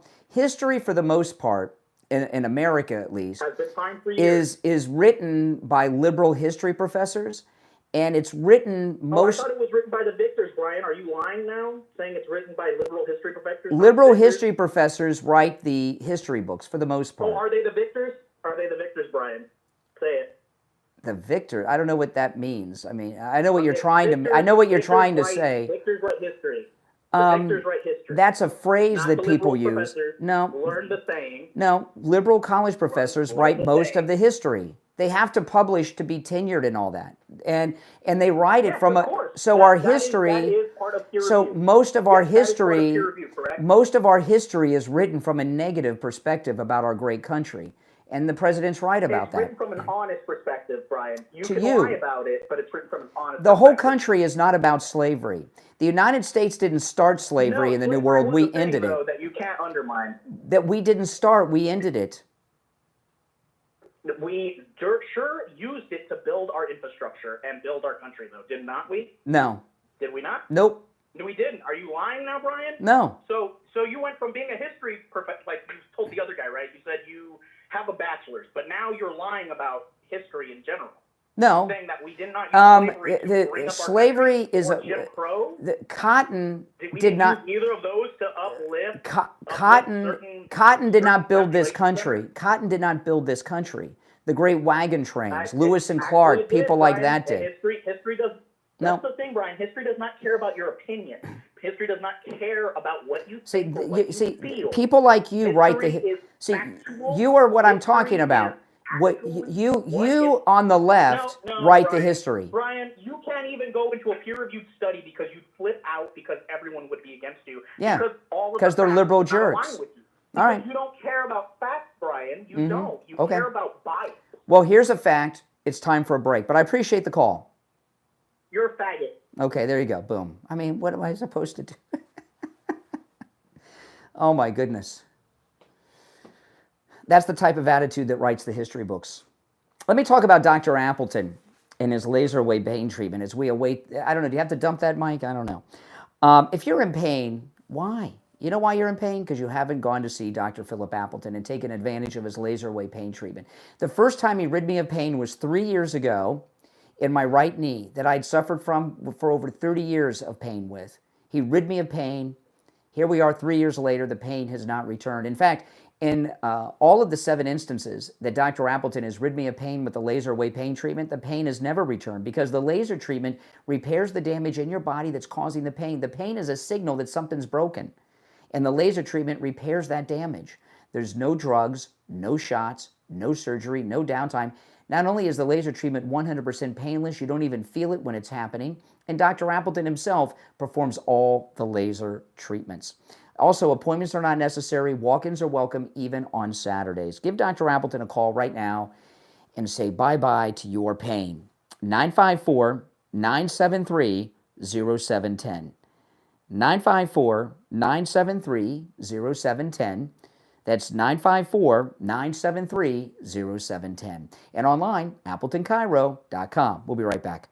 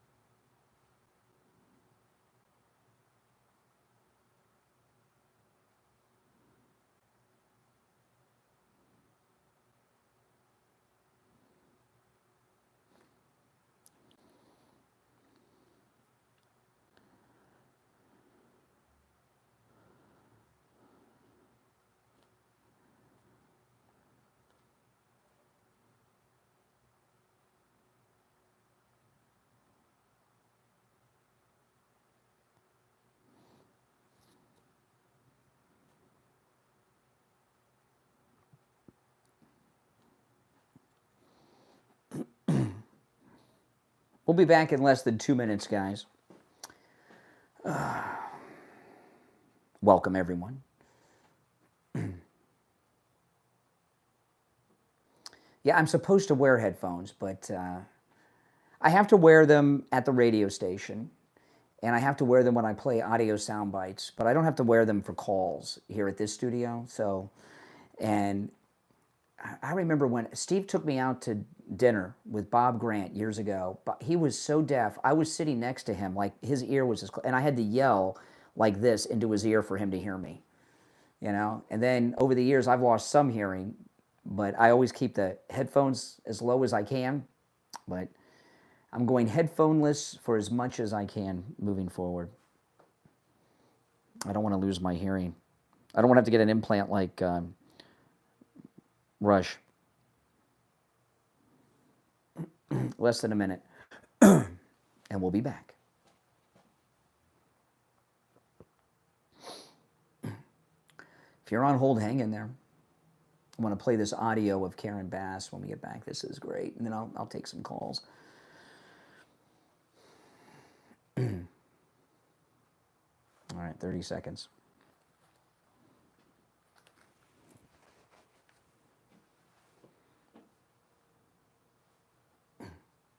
Although these headphones are so comfortable. This is velvet. As soon as I put them on, I just felt like the stress leave my body. They're like the MyPillow of headphones.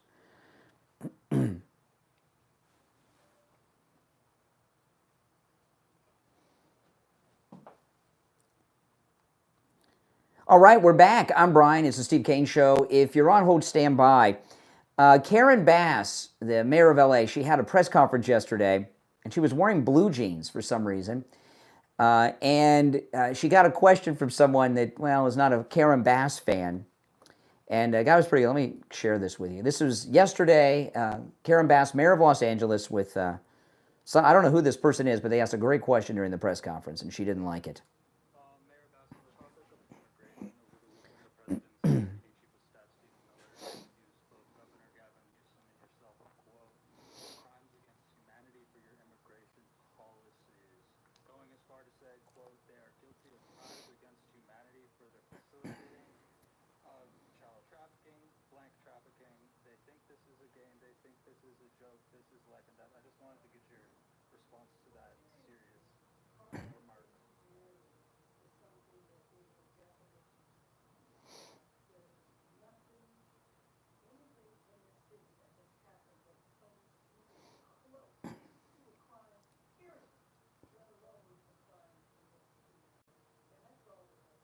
Okay, so now she's so wrong, and I don't even know if she's enlightened enough to know how wrong she is. What President Trump's talking about is human trafficking and sex trafficking.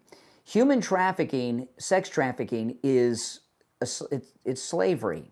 It's a different kind of slavery than Joy Reid's always reflecting on, but it's still slavery.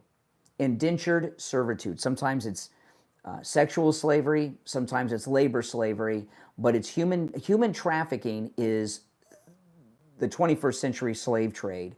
And they have a slave trade that's been going on for decades at the southern border in California and Los Angeles.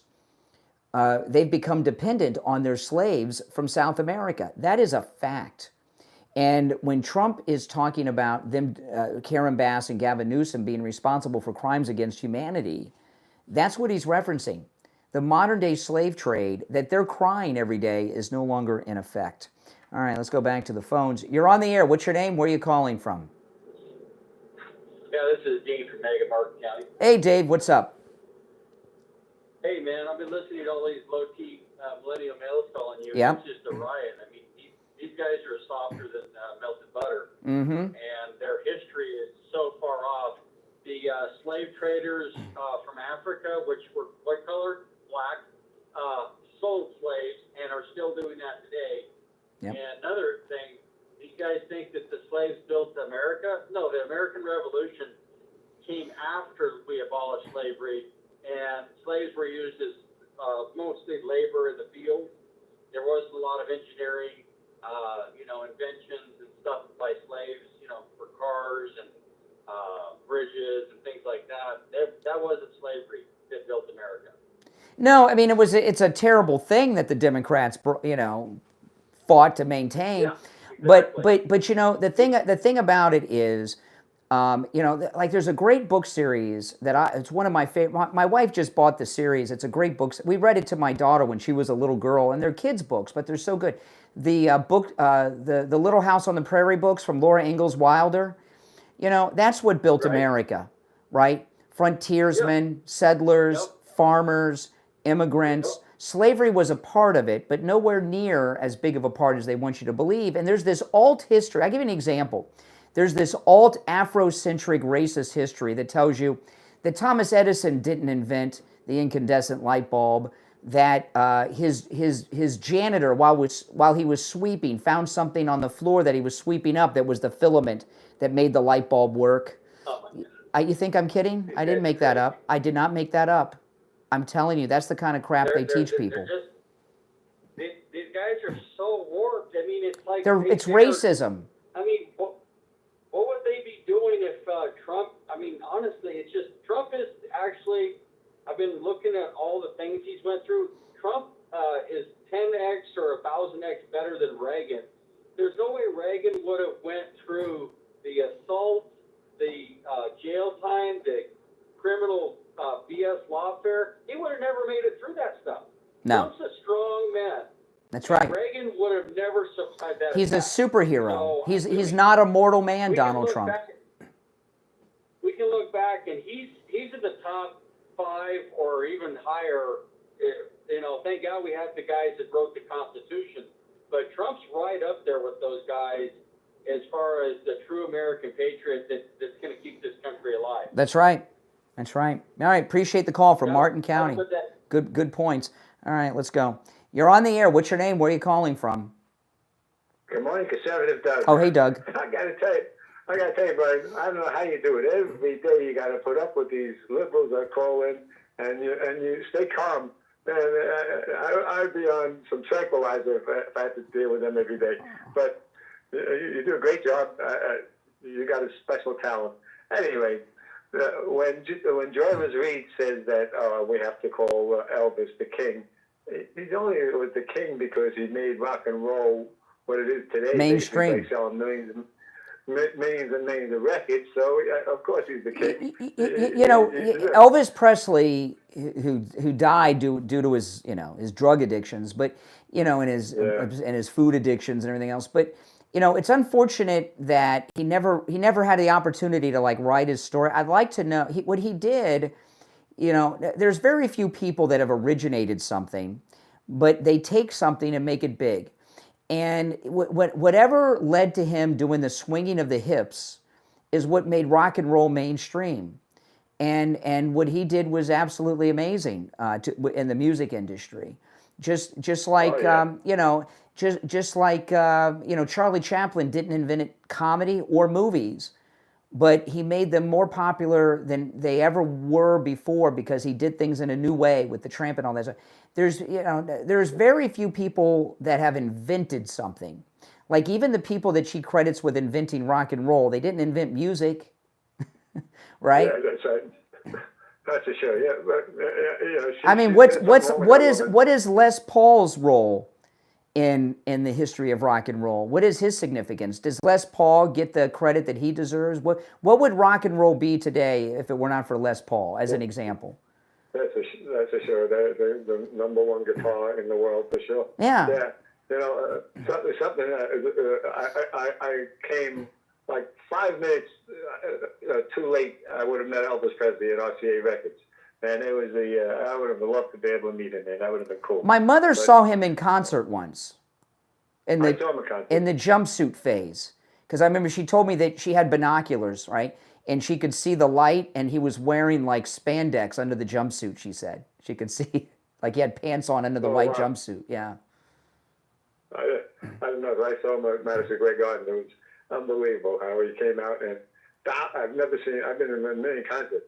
When it comes to music, okay, like you look at Michael Jackson, the king of pop, right? He didn't invent pop music, but his Thriller album took pop music to a level that had never been achieved before. So I mean, and for her to say, we can't call him the king of pop. Michael Jackson did not invent pop music. I don't know who did, but it wasn't Michael Jackson. She must wake up every day and hate the world, and she is just Joy Reid is just a hardcore, vile racist, and she just is out of control. It's without a doubt. I mean, I don't know how she's still on anybody to listen to her. I was so glad when they took her off the air, but now she still always manages to get back because people like to hear this woman say her nastiness. Well, she went to Harvard. She's got a Harvard or Yale degree. She went to one of either Harvard or Yale. Okay, she's pretty close to a household name in America. She's one of the most famous women in America, right? Yeah, and even she got away from MSNBC just in time because they're going away, and she has an opportunity that I don't have. Because the president of the United States responded to her yesterday. I was talking about this. 2 days ago, she attacks Elvis Presley. Yeah. Yesterday, President Trump's blasting Elvis music outside at the White House in response to her. She has influence, and all she does is sit around and cry like a victim, as opposed to taking her fame and her influence and making herself more famous and popular and everything else, she chooses to sit around and think she's victimized. I'm as white gets, okay? And she's black. I'm the oppressor. She's the oppressed. She got the President of the United States to choose a song yesterday to blast outside the White House. That seems she seems to have a lot of power to me. I don't think I could get President Trump to play any music that of my choosing like she did. I got a kick out of that because President Trump is so aware of everything going on. He is. That whole outdoor. They redid the Rose Garden, right? And he had installed a sound system for music. And I'd not heard it played before. He played a little bit of Lee Greenwood, but then he was blasting Elvis Presley. That whole event yesterday with music was a response to Joy Reid. And so she was able to get the President of the United States to do something yesterday, but she's the victim? Come on. She's really... but she made a living at it, so maybe what she's doing is good for her. But it can't be something that she wakes up every morning and go, "Oh, I'm so happy that I'm such a wonderful person." No. She hates white people. She hates white people. Yeah, she hates. And this critical race theory is a racist philosophy that they put in the guise of history or sociology to justify their racism. She's a terrible, poison person. She's not mentally ill like Candace Owens, but she's consumed with hatred of white people. Hey, I got to run. We'll be right back.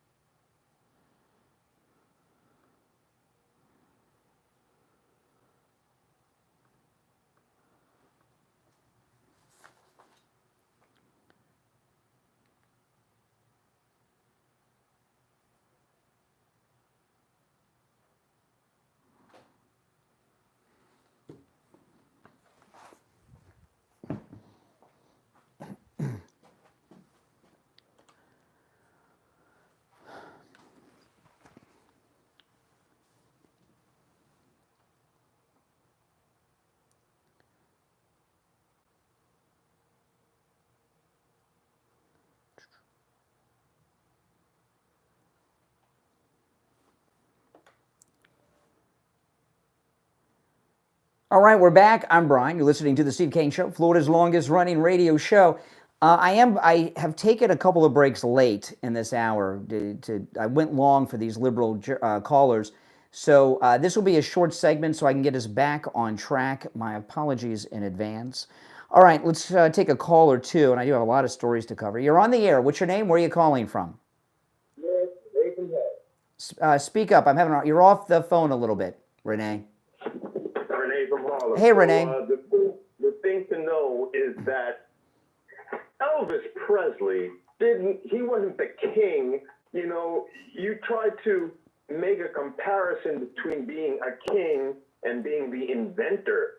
That's not equitable. That has nothing to do with it. Just because you're popular doesn't mean you invented it. Elvis became king, quote unquote, because white people accepted him as a leader, and they would never accept Sam Cooke or who else? There was Harry Belafonte. You know, it had to be somebody. Are you kidding? Harry Belafonte was like in every movie in Sidney Poitier that had a black man in it. It was either Sidney Poitier or Harry Belafonte. Yeah, listen, come on. You're Renee. We can have a real discussion. You're a musician, right? Hold on. No, Renee, I want to talk to you. No, Renee, hold on. I want to have a real talk to you. You're a musician, right? Okay. And so I imagine you consider yourself to be a pretty talented musician. And you know as well, both of us are in different forms of entertainment. You know, I do news and talk and everything, but what I do is also part of show business in a different way, and you're part of show business. And you are well aware that whatever sphere of entertainment, whether it's music, what I do, acting, that the best are never the famous ones, right? There's always we're talking a lot lately about Sydney Sweeney. Sydney Sweeney, who I learned something interesting about yesterday about her, she's not a very good actress, and she's not the most beautiful actress either, but she's a personality, she's got huge boobs, and she's turned that into box office success. There's been other actors like Brad Pitt is not the most talented actor. He plays Brad Pitt and everything, but he was the greatest actors that ever lived we've never heard of before, right? And actresses. Same goes for musicians. You know, some of the most talented musicians I've ever heard have either been in a nightclub on a cruise ship or in a bar in the middle of the night. They don't have record deals and they're not famous. Okay? And you know as well as I do, like in your as whatever kind of music you're into, there are a lot of people that are very famous and successful that aren't half the talent you are. Like me. I am very good at what I do. I know through many years of training and everything and experience, I'm one of the best that does a show like this. But I didn't get to replace Bongino or Rush. There was a writer called Greg Tate who founded a coalition called the Black Rock Coalition. And what it was really based on was the fact that the people that made the culture were not being paid and recognized. And he put it out as being a very important gesture to make it known that black people are really responsible for everything. A lot of the instances and things that have been taken for granted in this country, not because they weren't good enough, it's because this country is racist. People like you made it the way it is. Let me ask you this. Let me ask you this, okay? There are people that do what I do, okay? Exact same thing I do, that are black, that are much more well-known, famous, and have a larger platform than I do. If the country is the country that you enjoy, read, believe that it is, why are there black people that I think in many instances have little or no talent, like the Hodge twins, as an example? Why are there people that are black that do what I do, that have zero or no talent, but are richer and more famous than I am, if this country is so racially biased towards whites? Maybe because you really don't know what talent really is. Come on.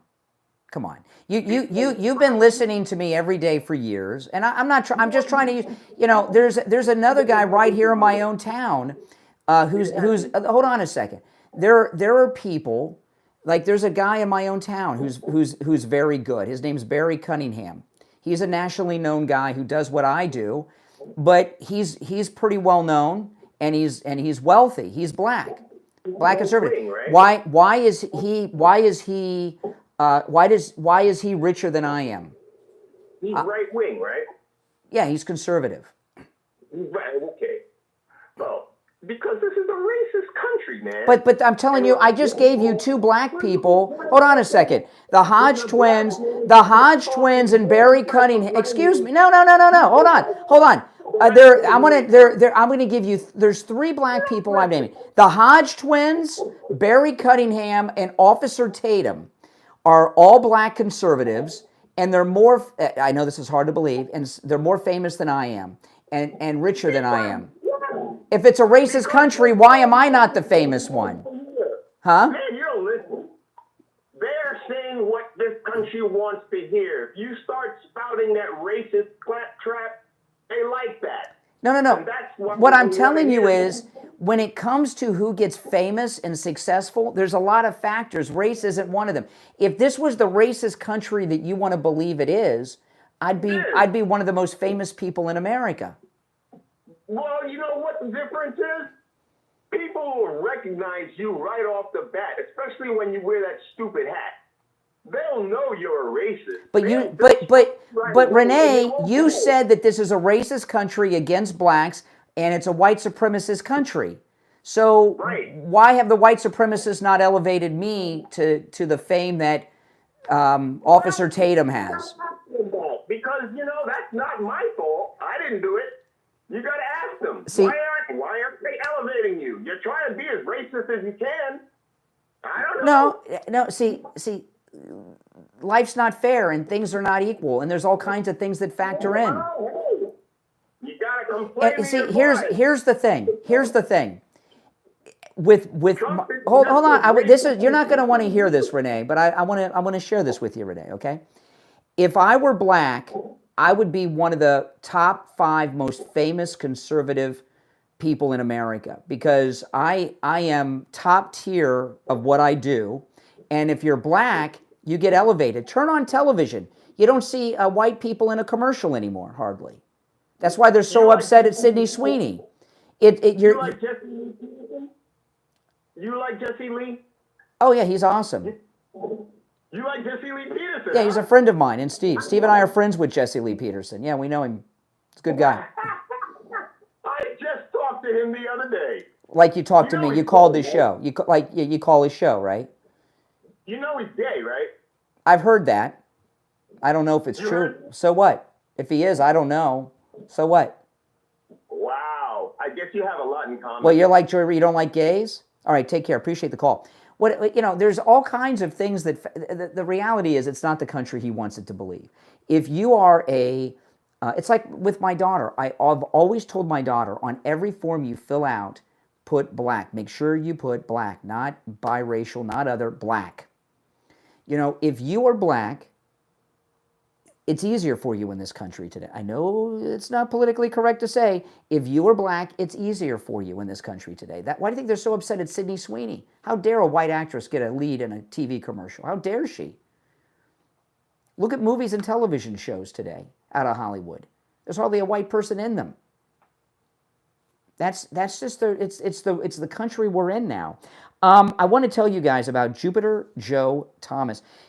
Listen, all the stock market ups and downs, I don't pay attention to that stuff. I don't pay attention to that. I know a lot of people, they have a very stressful life. With annuities, you don't have to worry about the ups and downs of the market, because your money is always safe in an annuity. Plus, you're guaranteed an income stream for the rest of your life in your retirement. That's a great thing. And, there's a couple of things about annuities you want to ask Joe Thomas about that I think are amazing. First off, he's got multiple annuities that have a signing bonus. One's 10%.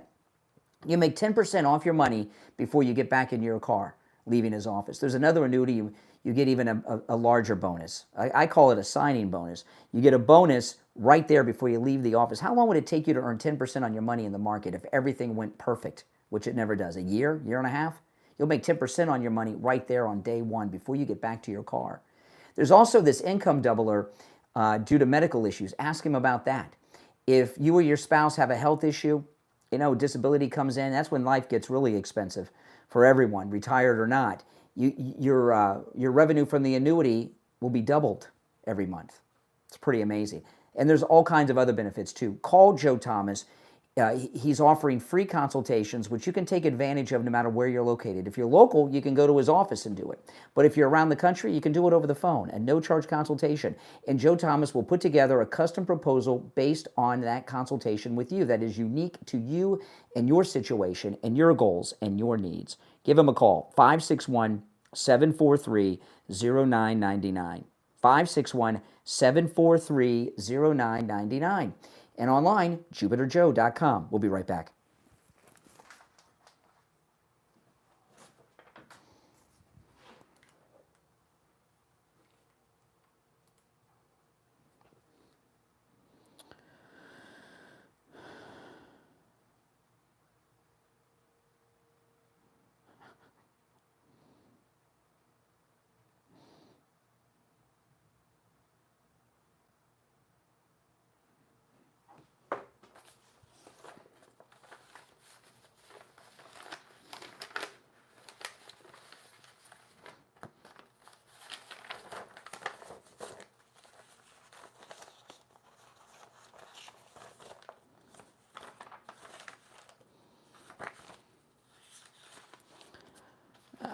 I'm looking for my commercial copy.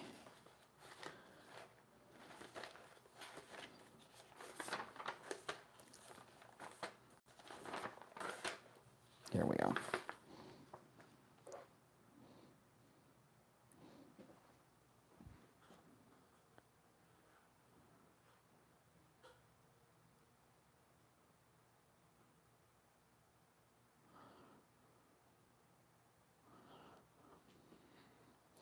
We'll be back in a couple minutes, guys. Stand by. I'm going to get into this Elon Musk story when we get back, and then I'll recap the Hannity story after the top, because I think that's just nuts. If you're new, make sure you subscribe, and if you're already subscribed, do me the favor of liking the video if you don't mind, and sharing on your socials. That helps a lot too. And if you want to call in, the toll-free number is pinned in the live chat.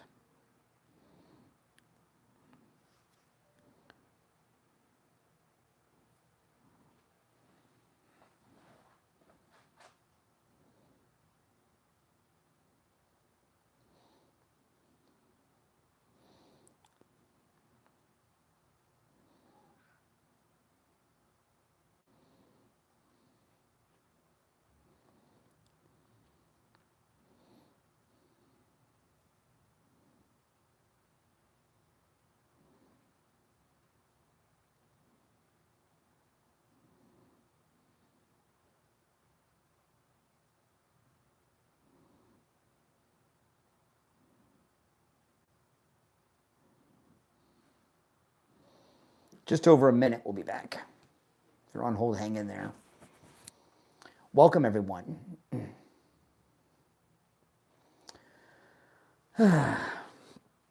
Renee from Harlem didn't want to hear all that. I mean, if this country was the racist country that he and Joy Reid believes, why do I do so many shows a day?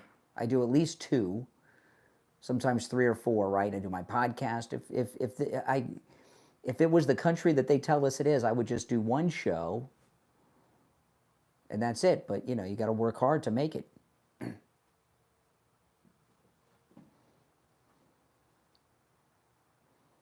I'm on the air probably more than anyone, pretty much. All the streams and podcasts I do, the show in the morning, on top of it.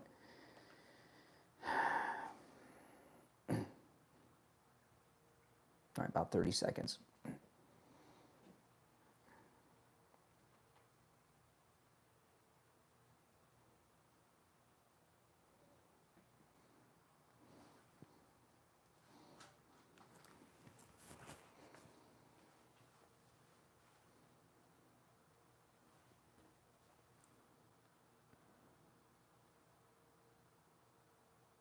All right, we're back. I'm Brian. You're listening to Florida's longest-running radio show, The Steve Kane Show. So we'll be back on track schedule-wise in the next hour. You're on the air. What's your name? Where are you calling from? Hey, Brian. It's Ben from Pompano. Hey, Ben. What's up? Hey, so I was listening. I heard earlier, I don't know what you were talking about just before the break, but before that, I heard that crazy crackpot from California call in and argue about history. It's about facts, blah, blah, blah, blah, blah. So he has never listened. He comes across to me as someone who has never actually listened to his, the opposing side.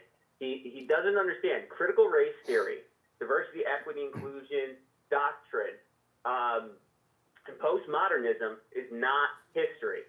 Saying that whiteness is, creates detrimental things such as showing up on time, work ethic, things of that nature, that is not history. That is what's being removed from the museums.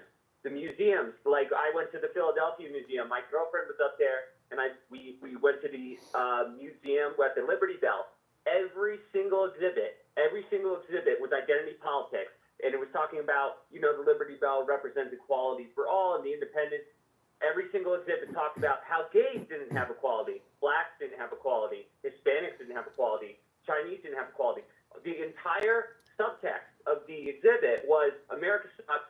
America has been nothing but a colonial, racist. Black men had the vote 50 years before women in this country who were white. Okay. The thing about it, what Trump's talking about with this, American history is written by liberals. The college professors write most of the history, okay, that's in the books. That's just how it is. And they write it from a negative perspective. It's what America has done wrong to people, not the positives that have come out of it. And that doesn't mean we want to cover up slavery, but slavery was one part of this country and not nearly as important to the settlements as they want you to believe. Right. They want to make it a central focal point, just like the 1619 Project tried to establish. And the reason for doing that is the same reason anti-Semites continually talk about all bad Jews. If you talk about Bernie Madoff, if you talk about Jeffrey Epstein, if you talk about Harvey Weinstein, yeah, you're going to walk away thinking that Jews are terrible people. Exactly. Same thing with the Rosenbergs. Yeah, the Rosenbergs. Well, right. Go ahead. Talk about slavery, you talk about all this bad stuff, and you talk about nothing good we've done, which we are the most successful multi-ethnic nation that has ever existed. Yeah, you're going to think we're racist and terrible. That's right. What that moron did here in the studio, I make a little stand for the phone so it's a little higher. And what I use to prop up my phone is Stephen A. Ambrose's Undaunted Courage, which is his book about Lewis and Clark and their expedition. The slaves didn't didn't cross America and go, to the Pacific Ocean and back and let President Jefferson know what he bought, with the Louisiana Purchase. I mean, slavery is a part of American history, but it's not as big of a part as they want you to believe. It's a small part, really. And exactly. And it's like I grew up in the 90s, 2000s. There wasn't a dearth of historical lessons on slavery. We all knew what it was. It just wasn't a central focal point. And what that guy who's so obsessed about, who thinks he's such a historical scholar, missed is he doesn't know the history of Herbert Marcuse and the reformation of the education system, which essentially the Marxists came to this country and saw how good everyone had it in the working class, and they were never going to have a revolution with everyone having. So what they did is instead of making Marxism about class, they made it about what Herbert Marcuse referred to as the ghetto population. So they just shifted it to racism, homophobia, feminism. That's right. And what this translates to into liberals writing these books is that's the only thing they talk about. So when I go to the Liberty Bell in Philadelphia or the Smithsonian in D.C. or a history book in my college, it all frames it in a way that makes you think America. That's right. And I was talking about this last week. The PBS has this new Burns documentary on the American Revolution. I've not seen it yet. It's getting a lot of, I'm telling you, we're going to learn how immigrants won the American Revolution. I'm telling you. You think I'm not kidding. I'm going to watch it because I watch all the Ken Burns stuff. But watch his documentary on Prohibition and the one on Vietnam. It'll blow your mind. But yeah, you're right. The jazz one, the baseball Yeah, they're all great. Liberals teach history from a negative viewpoint of this country. All negative. Right. And what is he talking about? Oh, it's only the victors write history. It's like, okay, yeah, Americans are the victors, but the liberals took over the institutions and are now writing history. So if you want to say the liberals conquested our institutions, you're right. Like we all know, Joe McCarthy was right, but the history books tell us he was some crazy tyrant bigot who was a lunatic, right? It took me years. Exactly. It took me years to realize. But I'm out of time. I got a break, but I appreciate the call. And they teach you that Nixon was a crook. He wasn't. We'll be right back.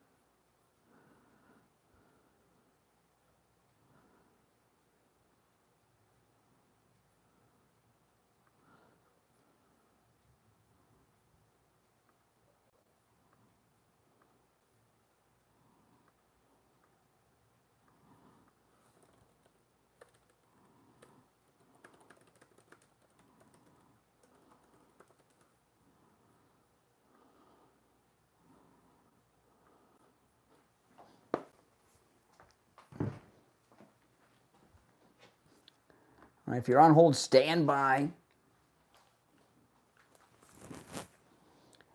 We'll be back in less than a minute.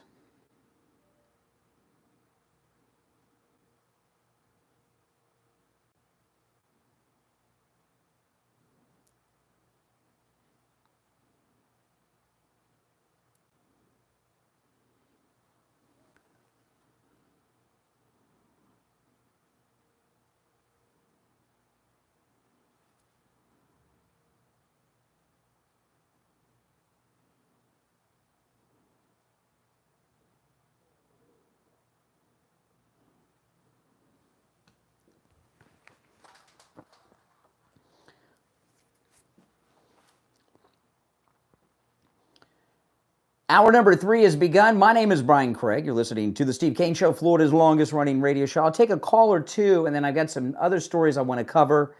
And I do want to recap that insane event in the Oval Office with Sean Hannity as well, because it was nuts what Hannity did in the Oval Office. We'll get back to that, too. You're on the air. What's your name? Where are you calling from?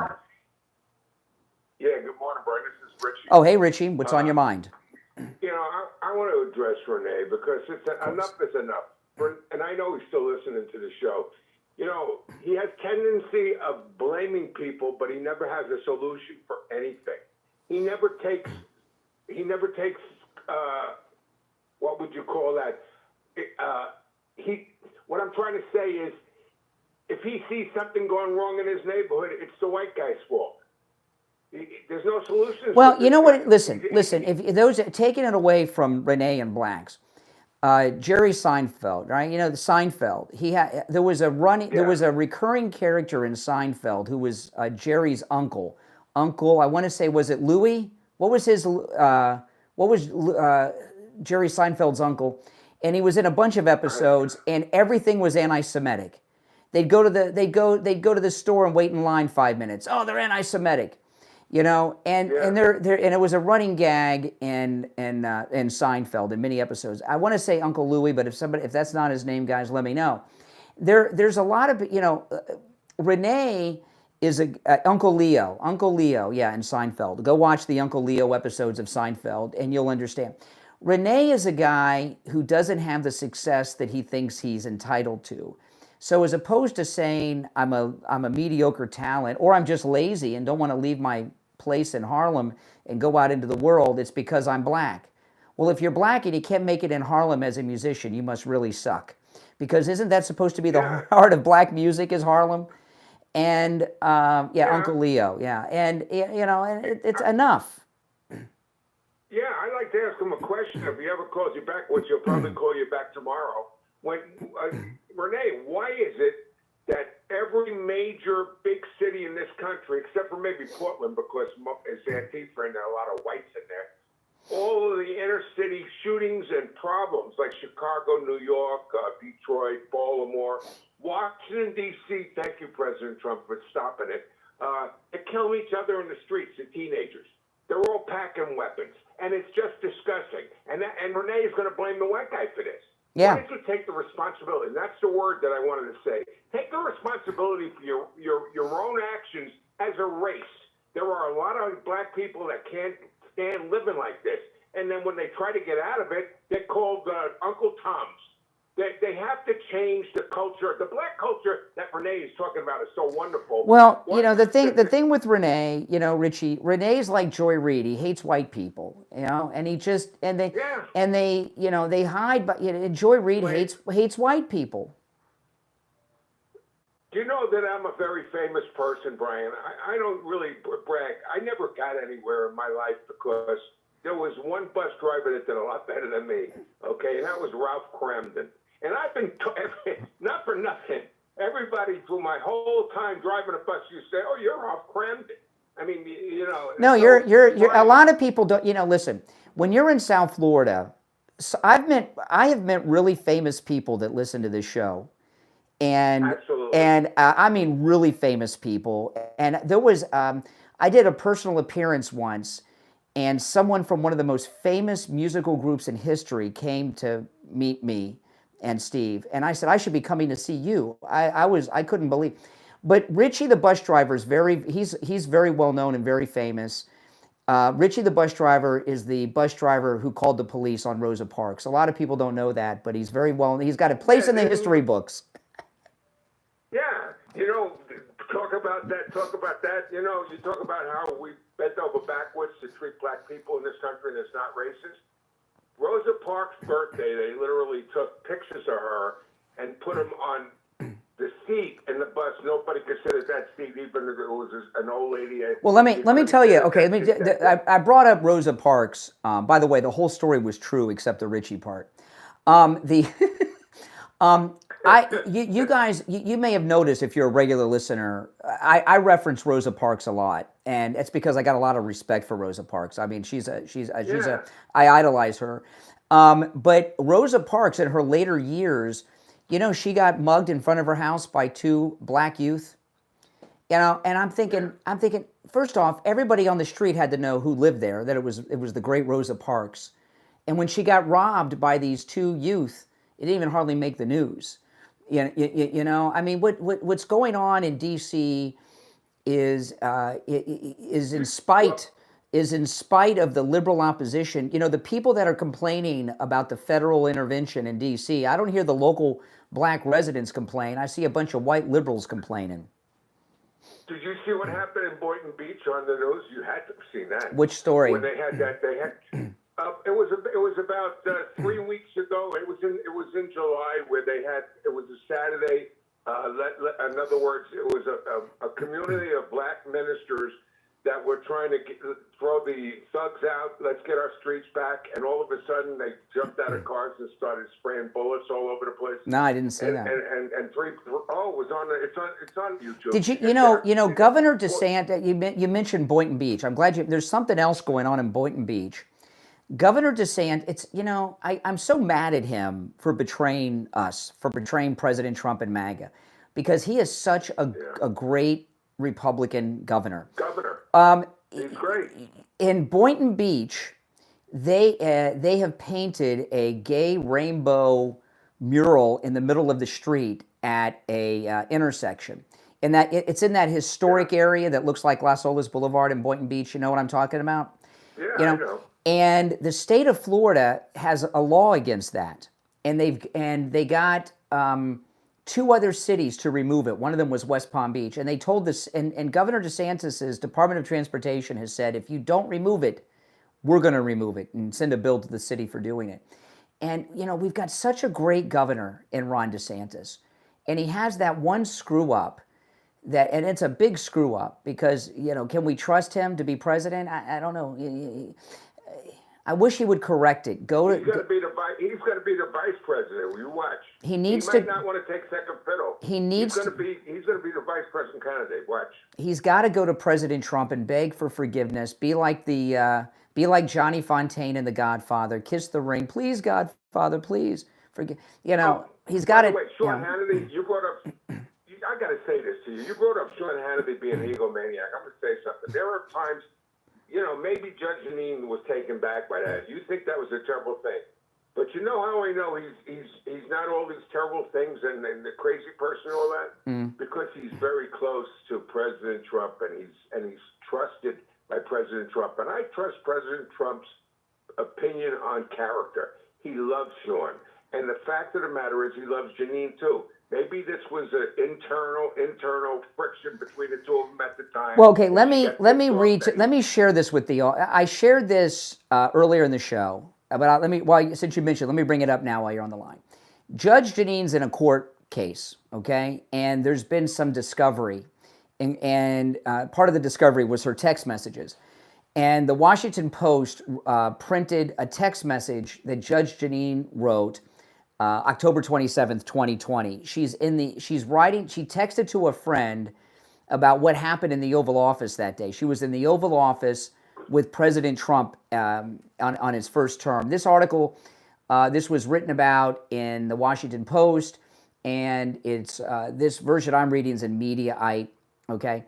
According to, and I'm reading from the article here, according to another previously unpublished text message, Judge Janine referred to Fox News host Sean Hannity as an egomaniac.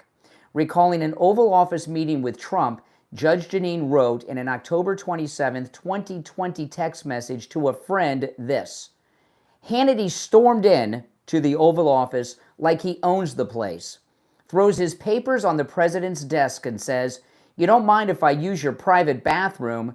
He walks into the bathroom within the Oval Office and uses it. Looks at me and says, "I got to talk to him." And then Judge Janine ended the text by saying, "It's all about him, period. No one else matters." Yeah, that's crazy. You don't think that sounds crazy? Yeah, and, well, obviously the president didn't think so, and the president stayed friends with him, probably. And not just that. You know, there was somebody on Fox when she was suspended. Somebody, a boss said that she's as crazy as a fruitcake. Do I believe that? No.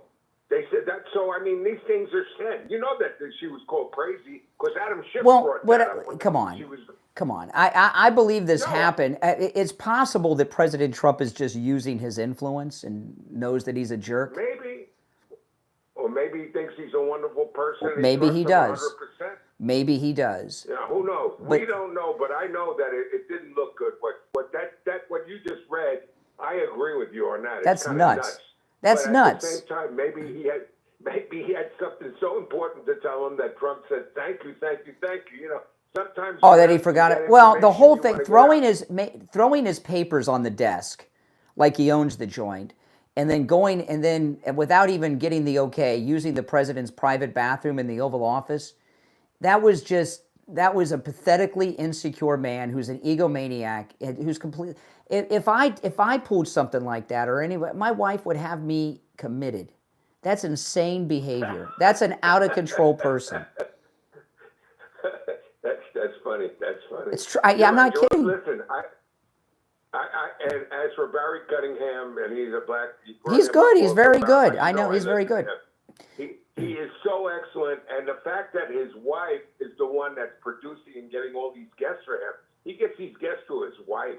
she's a. I No, don't he's know what she he's does. very good, Yeah. and we don't know each other. We know of each other, and I know somebody was talking about me on his program recently. I'd heard, and Yeah, you guys got to get together because you think the same way. and we you live know? in the and we You live in have the like same an neighborhood. interchange. We live in the same neighborhood You ought too. to get on his.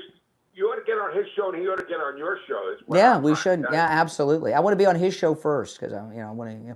But anyway, I appreciate the call, Richie. All right, now if you're on hold, I would like to hear what you guys think about this thing with Hannity because I think that is, and I believe Judge Janine, that's crazy to me. That is not. That is a crazy person who did that, in my opinion. If you're on hold, stand by. Our number is toll-free, 1-888-465-2631. 888-465-2631. I want to talk about Coastal Weight Loss Secret. Did any of you guys catch me on TV over the weekend? You know, I've been on TV several times in the last few weeks, and, you know, it's amazing when you're on television, at least in my case, I start hearing from people I haven't heard from sometimes in years. And I'll get DMs or text messages from people, and I hear two things from everyone. One, Brian, you've lost a lot of weight, and the other one I hear is you look so much younger. And from regular listeners, I've heard from when they see me on television, and they hear me on the radio or something. They say, wow, you do have a square jaw now. You do have definition back in your face. Your face isn't round anymore. Someone told me yesterday I need to buy new reading. I wear reading glasses when I'm reading here on the air. They said I need to buy smaller reading glasses, that my reading glasses are from my fatter face, and the ones I have now are too big. And to get positive comments about physical appearance from an audience is unheard of because people usually share negative. And now I probably will get this now because I'm saying it. I haven't heard one negative comment from a person in this audience since my weight loss. It's all been very positive and complimentary, and it's because it works. You can't deny it. Coastal Weight Loss Secret works. I'm a walking, living example of it. Give them a call. They can help you no matter where you are in the United States. 561-247-6300. 561-247-6300. And online, coastalweightlossecret.com. We'll be right back.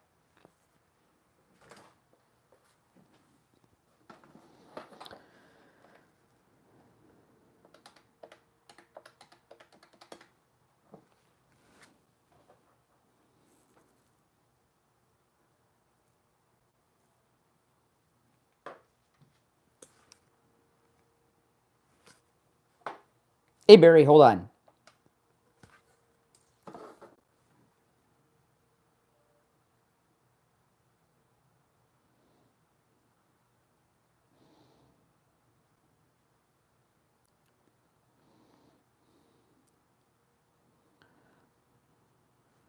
About a minute, we'll be back.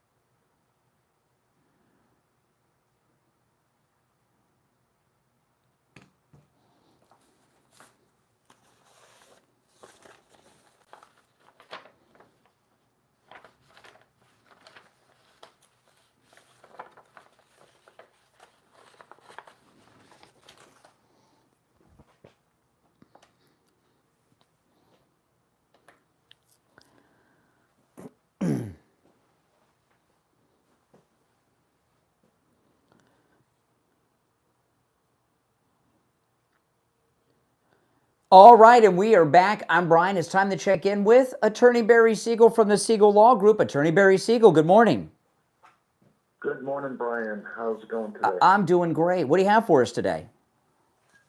Today, just like yesterday, we talked about Medicaid planning, and Medicaid planning is really your secret way. I don't want to say secret, but your special way that you could potentially avoid the long-term care problem that many of us may end up having if we don't plan ahead, and that is not having a way to pay for care other than spending our own money and paying our own money down until potentially being broke.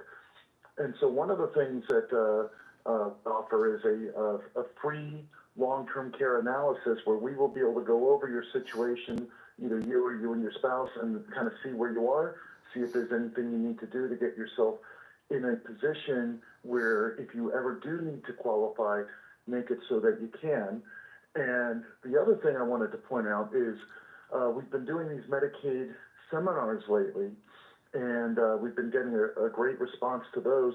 We have one coming up next Tuesday at our Siegel Law Group office in Boca Raton on Military Trail and Butts Road. And it's going to be at 5:30 p.m. Oh. We're moving them around at different times so people from all walks of life that need to come. A lot of times for the Medicaid, it's the adult children that are coming, and That's right. sometimes they need to work. They work, or so we've been moving it to weekends, after hours, during the day, and so this one's going to be at 5:30 for those of you who work and may have an issue with a spouse or a loved one, a parent, a grandparent who's on the verge of needing care or just wants to make sure they have a plan in place. This is a good opportunity for you to come and learn what you need to know. Yeah, and that Medicaid workshop is amazing, and it is very common for adult children and probably even on occasion grandchildren to come instead of mom, dad, or with mom, dad, or with grandma and grandpa. And we don't have time to get into it today, but one morning, Barry, because you haven't talked to the radio audience about this in a while, before you were a big fancy estate planning lawyer with the Siegel Law Group and you were younger, you were drawn to this field of law because you had an issue with your own grandmother who and things weren't properly set up and it caused some issues for the family. Yeah, and so because of a personal issue that happened in my family, later on when I became an attorney and learned that there was this area of practice called elder law and this planning that could have been done. It could have saved my grandmother from spending down her assets and having to worry about being a burden on the family and all of that. So when I learned that was available, first of all, we were upset because we got the wrong advice from the nursing home at the time. Oh, yeah. The family did. But that's part of the, one of the main reasons why I went into this field. Yeah. Is, we want to make sure other people are prepared and don't have to go through that. Yeah, the nursing, and I'll tell you, and this is just from my own personal experience of knowing people, the nursing home will give you advice that it leaves you and everyone broke, and then they'll try to find some other way to squeeze money out of you. I mean, they're not you want to call the Siegel Law Group, not your nursing home. Yeah, and just to be fair, there are a lot of nursing homes out there that are going to give you the right information and advise you to seek out an elder law attorney. But there are some that are going to try to squeeze every penny out of you. Absolutely. And make sure that your private pay. Absolutely, yeah. Absolutely. Listen, the Siegel Law Group offers no charge in-office consultations. Give them a call. And I know this, you're going to get incredible advice. And if you can go to that workshop, go. It will blow your mind at how this Medicaid planning works and how you and your family can benefit from it. And you also get an opportunity to meet Attorney Barry Siegel and his entire staff, which I think is a big thing, Barry, because people are putting so much into your hands and the hands of your law firm. And I think when you see the detail that Attorney Barry Siegel and the Siegel Law Group put into these things, you're going to be blown away by the detail and very, very impressed. Here's the number, 855-FLA-3782, 855-FLA-3782, and online, SiegelLawGroup.com. All right, Attorney Barry Siegel, we'll talk later in the week. All right, great. Thanks, Brian. All right, take care. All right, back to the phones. You're on the air. What's your name? Where are you calling from? Good morning, Brother Brian. How are you? Oh, hey, what's up? Hold on one second here. Hold on. I got all my lines mixed up. Okay, go ahead. I did know what Ricky says about Renee from Harlem. He's never going to learn, okay? Start with John Brown. It's a Western movie, John Brown, the abolitionist, how they helped free the blacks and understand how John Brown, a white man, been hung to help. That's true. That's true. Listen, they don't teach about John Brown anymore, but here's the thing. Renee's a musician. and he believes that racism has stopped him from being successful. He's in Harlem. If you want to be a country singer, you go to Nashville. If you want to be a black musician, you go to Harlem. If you're a black musician and you can't make it in Harlem, it's not because of the white man, okay? It's because you suck. Because you could just go out on the sidewalk and start playing and get discovered. Maybe Spike Lee will come by. Exactly, and people do that to even make a living. And he did send you those tapes that sucked, incidentally. Hey, Renee, why don't you ever answer the question? If Officer Tatum, Barry Cunningham, and others have succeeded more than a white man, didn't you guys say that you are born racist as a white person? So then why would a racist company let their platform let black people succeed, but not let the white guys succeed on that platform? Exactly. It's called YouTube. One other thing here is Miss New Pimp Racist Joy Reid or Unjoy Reid. Joyless I saw an Reid. interview yesterday, and that was very, very cunning of Trump to have that. I mean, I'll give you an example, okay? You know, with this program, I'll talk a little bit about it. I'll give you a little behind the scenes. We have listeners around the United States, okay, and around the world and throughout the English-speaking world. Most of our listeners are in Florida because Steve and I have been on the air in Florida for so long. Do you know where in the country we have the second most number of listeners that listen live in the mornings? It's not outside of Florida. New York City. New York City. We have most of our listeners are in Florida, okay, because that's where we're based. But when you look through the order of where we're most, where we have the most listeners, but New York City is number 2, and it's right behind Florida.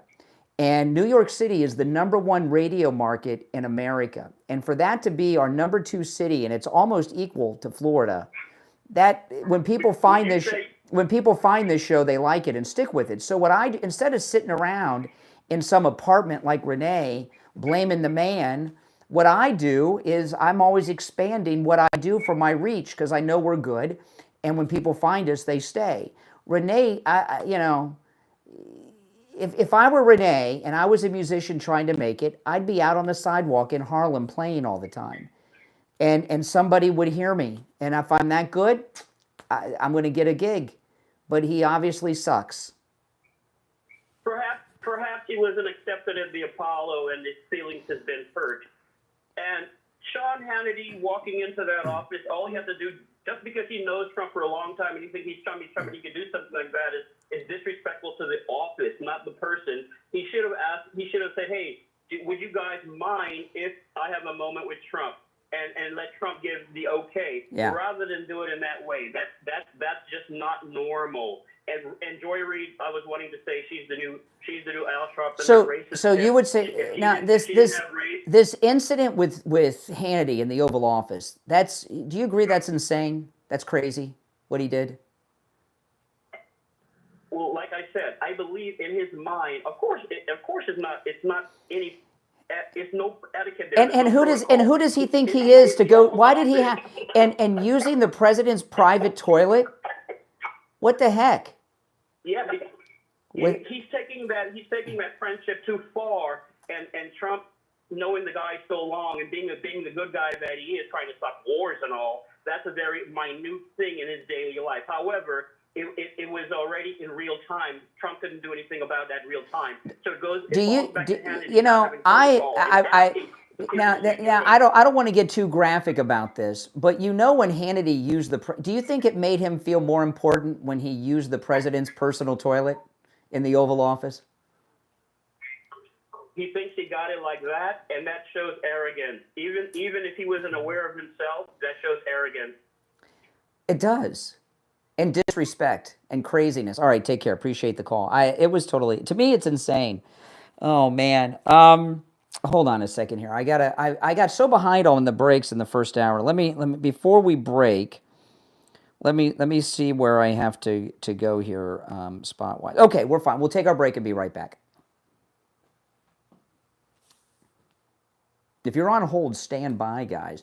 I want to tell you all that if you are 65 years of age or older, you're a Medicare recipient, call Chapter. Chapter can help you with your Medicare no matter what state you are in. They cover all 50 states. Their help is 100% free. Call them, 100% free. Call them. The number's on the screen. It's also in the description of the video. 805-754-3033. 805-754-3033. When you call that number, you're going to get a real live person on the phone, and they're going to help you with your Medicare. They'll answer all your questions. It's completely free. No strings, no catches, no nothing. Completely free. And because they're in all 50 states, no matter where you are, they can help you. There's over 24,000 Medicare policies, and because they're nationwide, they have access to all of them. The average chapter customer saves over $1,100 a year. That's amazing. So make sure that you're not paying too much, and make sure that you're getting all the Medicare benefits that you are entitled to. Call Chapter 805-754-3033. 805-754-3033. All right? Oh, man, you'll be glad you did. And thanks for doing that, by the way. Yeah, you get a real person, and they'll go over your entire policy with you. I'll go to the phones when we get back.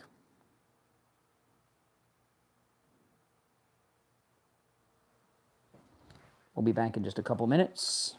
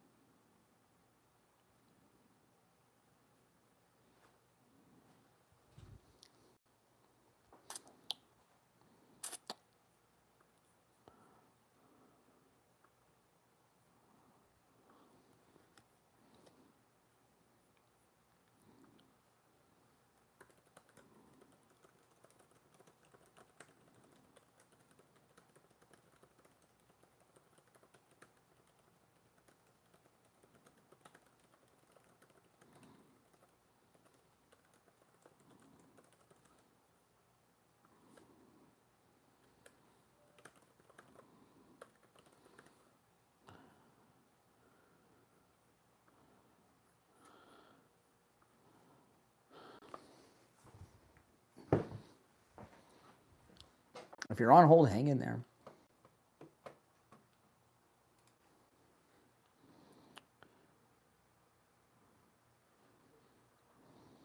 About 30 seconds, we'll be back.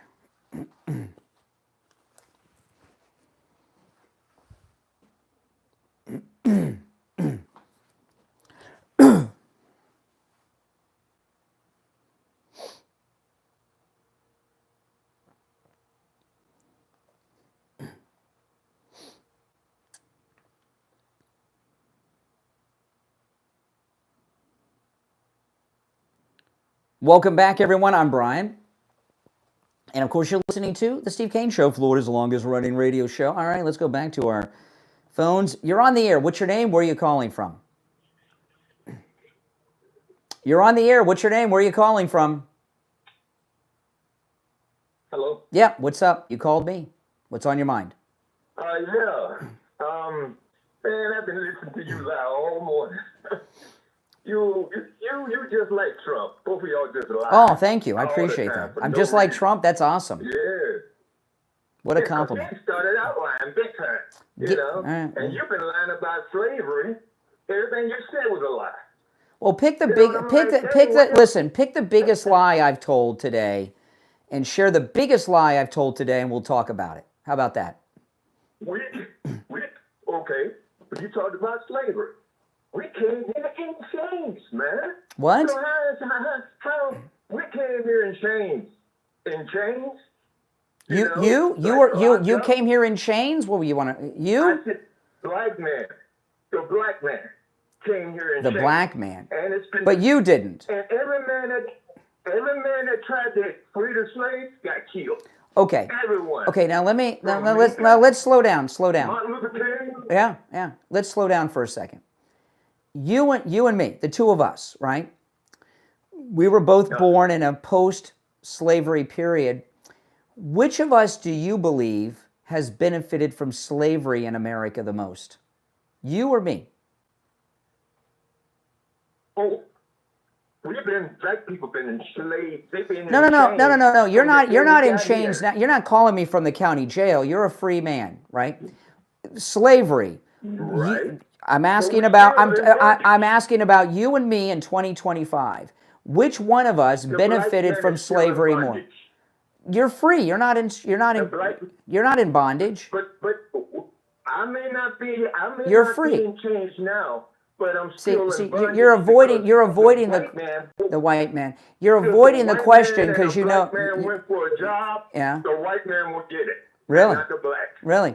So who has benefited more from slavery, you or me, in 2025 America? You. Really? The white man. How? Yeah. I'm not the white man. I am a white man. I am not the white man. Our ancestors died from blood, sweat, and tears. Yeah. There's times we were burnt alive. Yep. We were thrown in hot water and boiled. No, those were. Let me tell you something. Those were terrible things. I recently, a couple months ago, I got a copy of the biography of Harriet Tubman, and I couldn't read it because it was so horrific what those Democrat slave owners did to the slaves. I couldn't read the book, and I'm a big admirer of the great Harriet Tubman, who, by the way, was a Republican. But here's the thing. Between the two of us, you have benefited from slavery more than I have in the United States. You have benefited more than I have. And the reason that is because if it were not for slavery, you wouldn't be here. I still would. The thing is my people came over here and traded. Yeah, but you wouldn't. But if your people were not, if your ancestors were not slaves in America, you wouldn't be in this great country today. Special privilege. Special what? Got special privilege. Privilege? What's you mean? Every white man.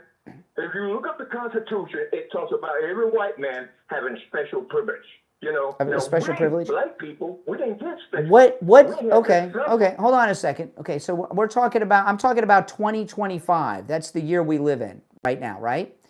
What special privilege? Okay, as a white man. Come on, man. What? Yeah, I am. What special privilege do I have that you do not in 2025? They get nice cars. They get nice homes. They get nice houses. And what?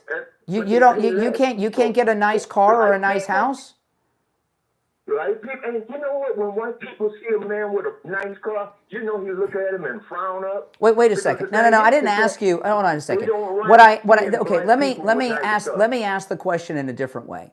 What can I do that you can't in 2025 because I'm white and you're black? What can I do that you can't? Man, please. Tell me. A lot. Well, pick something. Trust me. Like what? What can I do that you get can't? Jobs. You get better jobs. You know what I mean? You get more money. More money? Because of the color of your skin.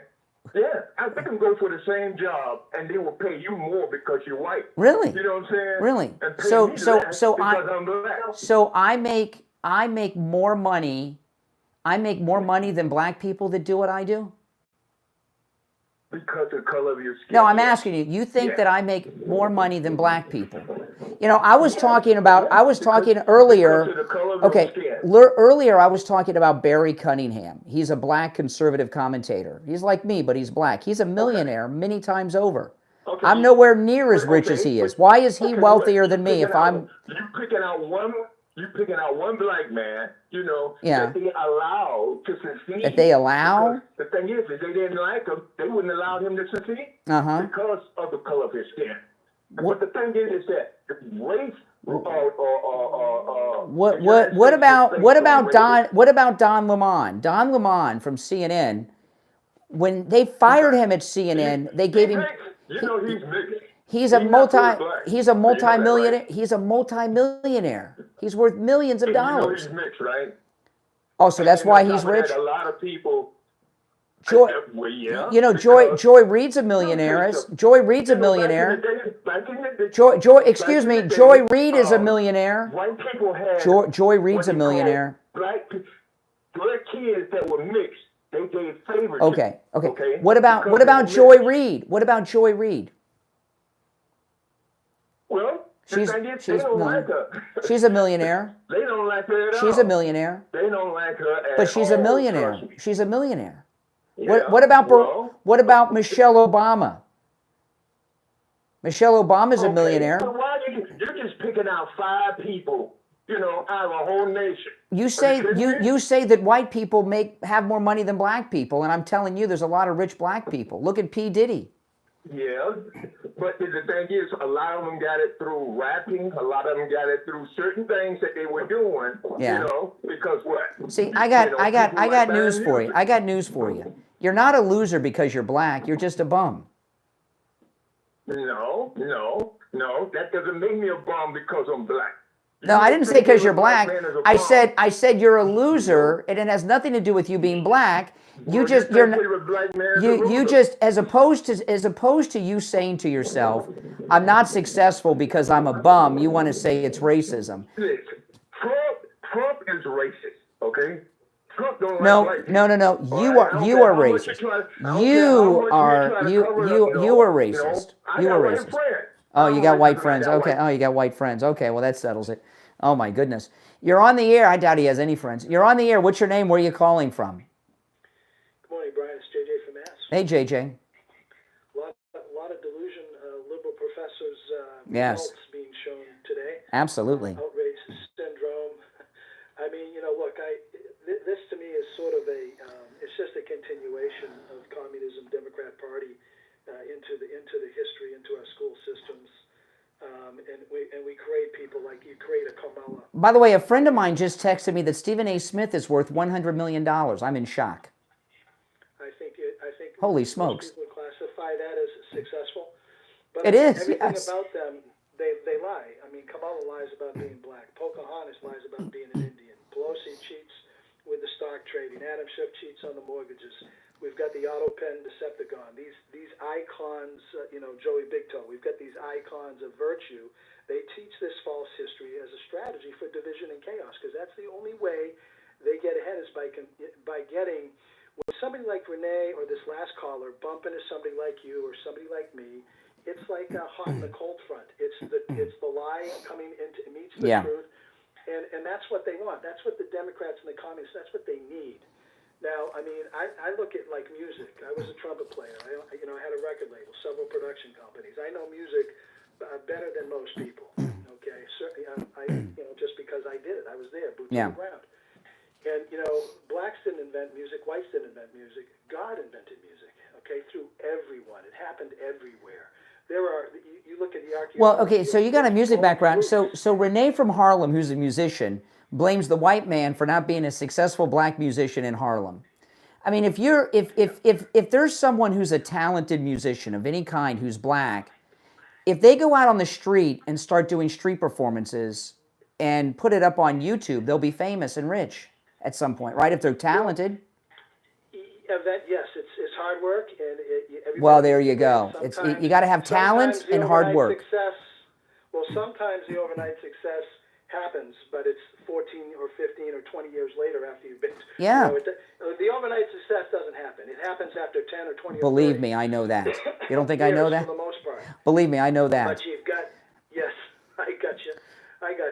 But with Renee, more specifically, I mean, his area of music, it's not like Elvis was the king, okay? He was the king, is the king, but he was the king because he was commercially successful. He was good. You have to be, listen, when I first started in this business and broadcasting, and there were people that I modeled, that I wanted to be like, what I knew right away is you had to be commercially viable to make it, which I am now, and I do okay, but a lot of people, Renee's just no talent. I've heard his music. It's really bad. I know you listen to it. but it was really bad. It was really bad. I mean, I hate to say that because when people are entertainers, I want to support them, but that's not entertainment. That's noise.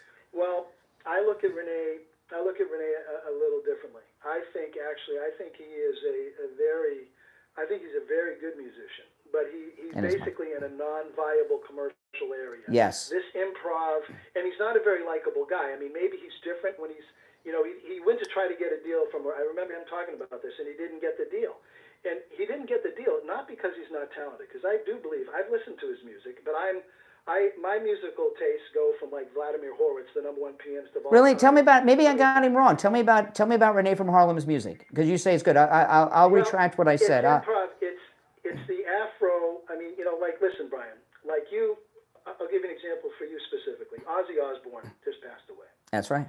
And you, like, that's not my type of music. No. Well, here's the thing. You hear the music, but you don't hear the lyric. Like, after the show, after 9 o'clock, it's 15 or 20 minutes, whatever left. Just take a couple minutes and pull up the lyrics to the song "Crazy Train." Yeah. And read the lyrics. And then when you hear the music, it gives you one thing in your mind, but the lyrics, that song is about the Cold War. It's an anti-war song. Yeah. It's like the Yeah, but tell me about, you say American Renee's Woman. got talent. Tell me about Renee's music. Well, he's in an area that is very complicated. People listen to pop music. Like my example of Ozzy was that that's not your type of music. You hear the sound, but you don't relate to that sound. You relate to what you relate to. In Renee's area of music, when you get into improv, when you get into people like, Satchmo, Louis Prima, Miles Davis with the, Yeah. I mean, like Herbie Hancock. I think Herbie Hancock is... And Renee from, you put Renee from Harlem in there with Herbie Hancock? No. Those are his influences. Oh. His music is like, it's Afrocentric improv. Jazz, but it's not like a typical jazz. For somebody to hear that music and try to relate to it, it's like okay. So he has musical talent, but there's no audience for it. Correct. Oh, you're great. You're great, man. You were most definitely. Let me tell you, you were so in the entertainment. Like my influences, of course, Steve Kane is a big influence. But Howard Stern. If you noticed, I haven't spent too much time trashing on Howard Stern. I don't like his politics, but I respect his talent and his ability. He put every morning show in these markets out of business. Okay, when he was doing mornings and radio, and why is that, Brian? Because you know how difficult. Because he's a great talent. He's a great talent, and I respect that. He's So you don't hear me jumping on this Stern train that a lot of people are, because I respect his talent, and I can tell you're really in the business because you think that Renee from Harlem's a great talent. There's just no audience for it, and that's music. Yeah.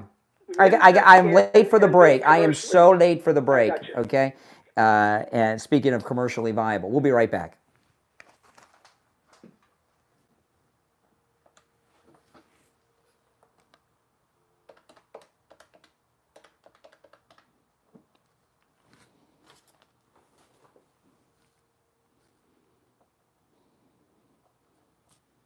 Hey there, it's Brian. Hold on.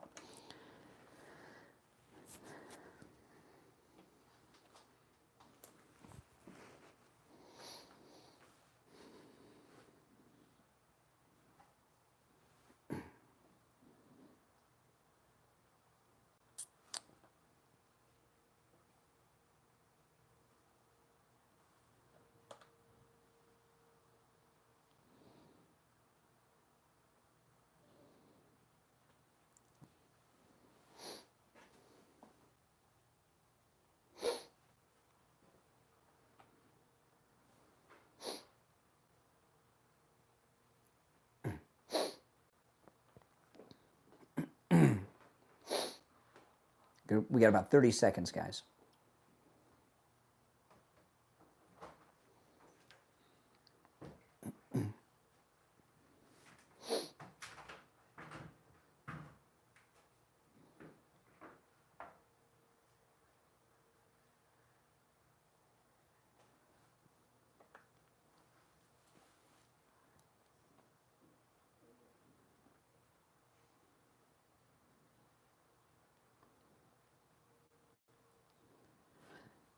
All right, and it's time to check in with William Youngerman from the offices of William Youngerman Incorporated with the Morning Gold and Precious Metals Report. William Youngerman, how are the metals looking today? Metals looking, again, solid in our trading range as we lost $17 yesterday, but we are up $26 today, so go figure. The market continues to hold these wonderful levels of over $3,300 on gold. Yesterday, trading in a range of $3,313 on the low to $3,345 on the high, closing out the day at $3,314, which was down $17.10. Silver was down 65 cents at $37.29, while platinum lost $21 at $1,308, and palladium was down $4 at $1,109 the ounce. So like I said, overnight, we've traded in a range of $33.10 all the way up to $33.43, and right now we're at $3,340 the ounce. That's up $26. Certainly gaining back all the $17 we lost yesterday, and plus another $10. So the market's still holding nicely above $3,300 gold. Silver up 20 cents right now at $37.50 the ounce. Platinum up $22 at $1,330, and palladium up $7 at $1,116 the ounce. So that's pretty much where we are, but the markets are doing very well, holding and giving us very short pullbacks to take advantage of. Yeah, I mean, this is those of you that are new to the metals, man. What an exciting time to be new in the metals. But it's also for those that have been in the metals for years and years. I know everybody, William, and you meet more than I do. But everybody that I meet that's in the metals, they're so excited right now. This is like. I don't know how to describe this period, but it's a great time, and it's absolutely amazing. William Youngerman opens up at 10 a.m. You can stop in. His address is 150 East Palmetto Park Road in Boca on the first floor of the Bank of America building, just east of US 1 Federal Highway on the south side of Palmetto Park Road. You can give him a call, toll-free, 1-800-327-5010, 1-800-327-5010, and find both his address and phone number online at williamyoungerman.com. All right, William Youngerman, we'll touch base tomorrow. Okay, have a great day. All right, take care, take care. Before I go back to the phones, I want to talk about Jupiter Joe Thomas for a moment. You know, you've heard me talk with him many times about how great annuities are and what they offer. And you hear me mention that he offers a no-charge consultation, which you can take advantage of no matter where you are in the United States. And I just want to share with you, I don't do this enough, is share with you the value of that no-charge consultation with Joe Thomas. Now, first off, he has over 30 years of experience in the retirement planning business, okay? But listen to this.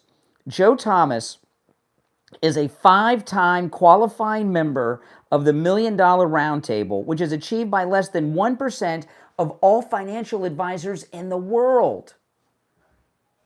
That says it all right there. So you're getting a no-charge consultation with a top man in the industry. That is something. The value on that alone, I don't know if I could put a dollar amount on it, but there's a lot of value in that free consultation. And after that, Joe Thomas is going to put together a custom proposal just for you based on your situation, your budget, and where you are and where you want to be. Give him a call. It's 561-743-0999.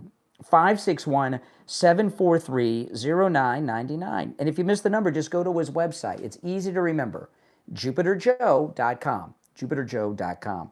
All right, to the phones we go. You're on the air. What's your name? Where are you calling from? Brian from Deerfield. Hey, Brian, what's up? Hey, Brian, how are you today? Hi. You know, Brian, if they want to talk about racism, they should bring out a case of reverse racism where affirmative action and DEI actually legalize racism against a group of people in this country. It should actually be unconstitutional. Mm-hmm. And a lot of people hurt very badly by this. Now, Trump's trying to bring back the meritocracy back again, where the merit-based, the best person gets the job in that. But we've had decades and decades where it was legalized to be racist, especially against white young people coming up. I think especially white males. Well, as opposed to being generic, I want to get specific. This whole controversy over Sydney Sweeney is because the left are upset that there's a white girl doing a television campaign and she's not black. Sure. That's the whole thing. Or trans, okay, like this, you know. Yeah. And that's what it is. They've decided that white people shouldn't be spokesmodels on television ads anymore. Well, it's disgraceful, and we've seen they really I'm hoping this argument about this whole racist thing begins to dissipate and go away a little bit, because this has done so much damage to this country. And it's really unfortunate. But we've had a lot of reverse racism in this country for a lot of years now. It goes back to the 60s and that. Mm-hmm. And that should be addressed too. Yeah, absolutely. Maybe the people that suffer from reverse discrimination should get reparations. And, you know, Joy Reid, I give you an example with Joy Reid. She got canned by MSNBC at the right time, because they're gonna fade away. This MS Now thing's not going to make it. It's going to turn into either it's going to be sold off by the parent company after this merger, or it'll morph into a cooking channel or something. And Joy Reid, she's got a lot of, she's a racist. Let's face it. I mean, she's a racist, but she has a platform. I was talking to a caller earlier today about this. Did you see the president playing the music at the White House yesterday? Yes, I did. Okay, yes, President Trump, he redid the Rose Garden. Liberals don't like it because they don't like anything he does. And he put in an outdoor sound system, and he was blasting music at the outdoor sound system, and he was blasting Elvis Presley like no one's business yesterday. And the entire reason he played, I heard him play Lee Greenwood too, but he was blasting Elvis Presley because he saw what Joy Reid did and said about Elvis Presley. Yeah. So she's got a lot of influence. She influenced the President of the United States to not just play Elvis Presley music, which is amazing, but to do it at full blast outside at the White House in front of the media. So what I'm telling you is, Joy Reid, who's one of the most famous women in America, she's probably one of the 5 or 10 most famous women in America. She has a very large platform where she has gotten the President of the United States of America to play certain music in response to her. So as opposed to doing this white man bad thing, if she put together some real content, as an example, talking about the downfall of MSNBC and what's going on with news, or doing a real show, she reaches people. And for her to sit around with this alienation of the majority of the country, with her hate on whites, she's destroying her ability to have influence and a platform. I couldn't get President Trump to blast my favorite group, Van Halen, 10,000 Maniacs. I probably shouldn't mention the 10,000 Maniacs because I know a lot of you guys don't like that. It's often referred to as rag rock, if you've ever heard of rag rock. But I love Van Halen. There's a lot of music I like. You know, I couldn't get. You think I could get President Trump to blast Jump or 10,000? No, but she did yesterday. So she's got an opportunity that few people have. And she's blowing it, and she's saying she's not where she is because of racism. Didn't she go to Harvard on affirmative action? She went to either Harvard or Yale. I forget which. I don't know if it was affirmative action or not. Harvard, but you know, she has got the ability to be the liberals are really hurting for voices. She could be the most popular liberal voice in America today, if she would stop doing this white man bad thing and start talking about real stuff. Well, I'm hoping this argument will eventually disappear. This whole racism thing is it's really counterproductive. We're in a new time now, and anybody who thinks President Trump is a racist is really shouldn't even be on television or radio. You know, there's a problem that's going on, and there's a guy he's on Piers Morgan all the time from Nerdrotic. I don't know if you ever heard of this guy, Nerdrotic. Look him up online. And he's very smart. He mostly talks about pop culture, but he's very conservative, and he's very smart and enlightened. Nerdrotic. Okay, you can find him online. He's on Piers Morgan's show all the time. And he talks a lot about movie and television programs today. And he says the writers, they're doing therapy through television shows. They're doing therapy, they're trying to get their own issues out through television shows and movies, and not for the audience.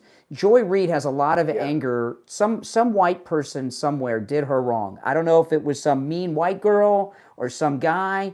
Somebody white did her wrong, and her whole show is therapy of her trying to get the anger towards this individual that did her wrong at some point in her life. And she's totally in self-destruct mode. Hey, appreciate the call. Got to run. You're on the air. What's your name? Some white person somewhere. You're on the air. What's your name? Yeah, go ahead. I have to listen to you at the same time while I'm waiting for you on the phone. Okay. Well, you got me now. 30 seconds. Last call of the day. 30 seconds. Thank Jay. God for Joy Reid. And you say we benefited from slavery. Well, you're here. Why do you say racist things like that? If it were not for slavery, Jay, you would not be in New Jersey. You'd be in, white people stole Africa. People stole this country. You wouldn't be here either. No, I'd still be here if slavery didn't exist. Yes. You white people, you white devils stole this White country. devils. Oh, you my wouldn't goodness. be here. So when they say go home, you gotta go home too. Okay. All right. Nobody said go home. I don't know what you're listening to. All right. Another one in the can. I'm Brian Craig. It's the Steve Kane Show. We'll see you tomorrow at 6 a.m. If you're on hold, stand by. We'll be back tomorrow. Take care. Thanks for listening.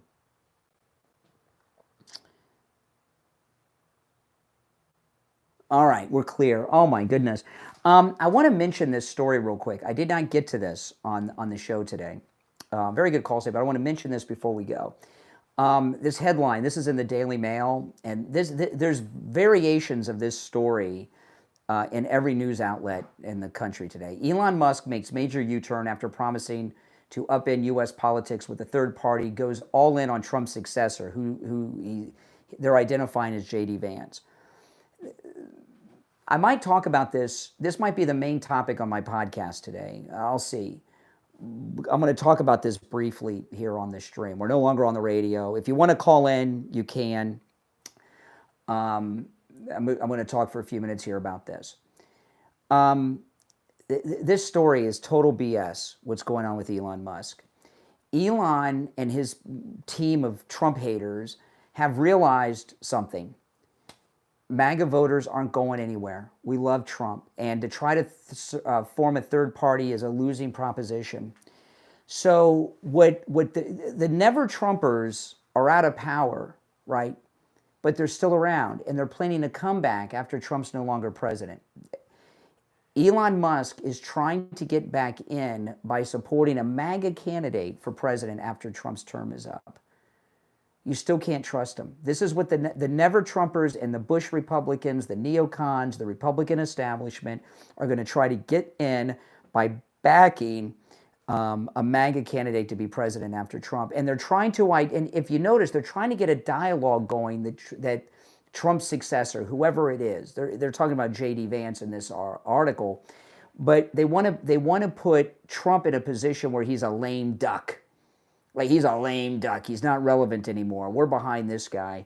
And you know, what he's doing is very much like President Trump did. They tried to get President Trump to start a third party. He's like, no, that's a loser proposition. So he took back the Republican Party, right, as opposed to forming a third MAGA party. That's what they're doing.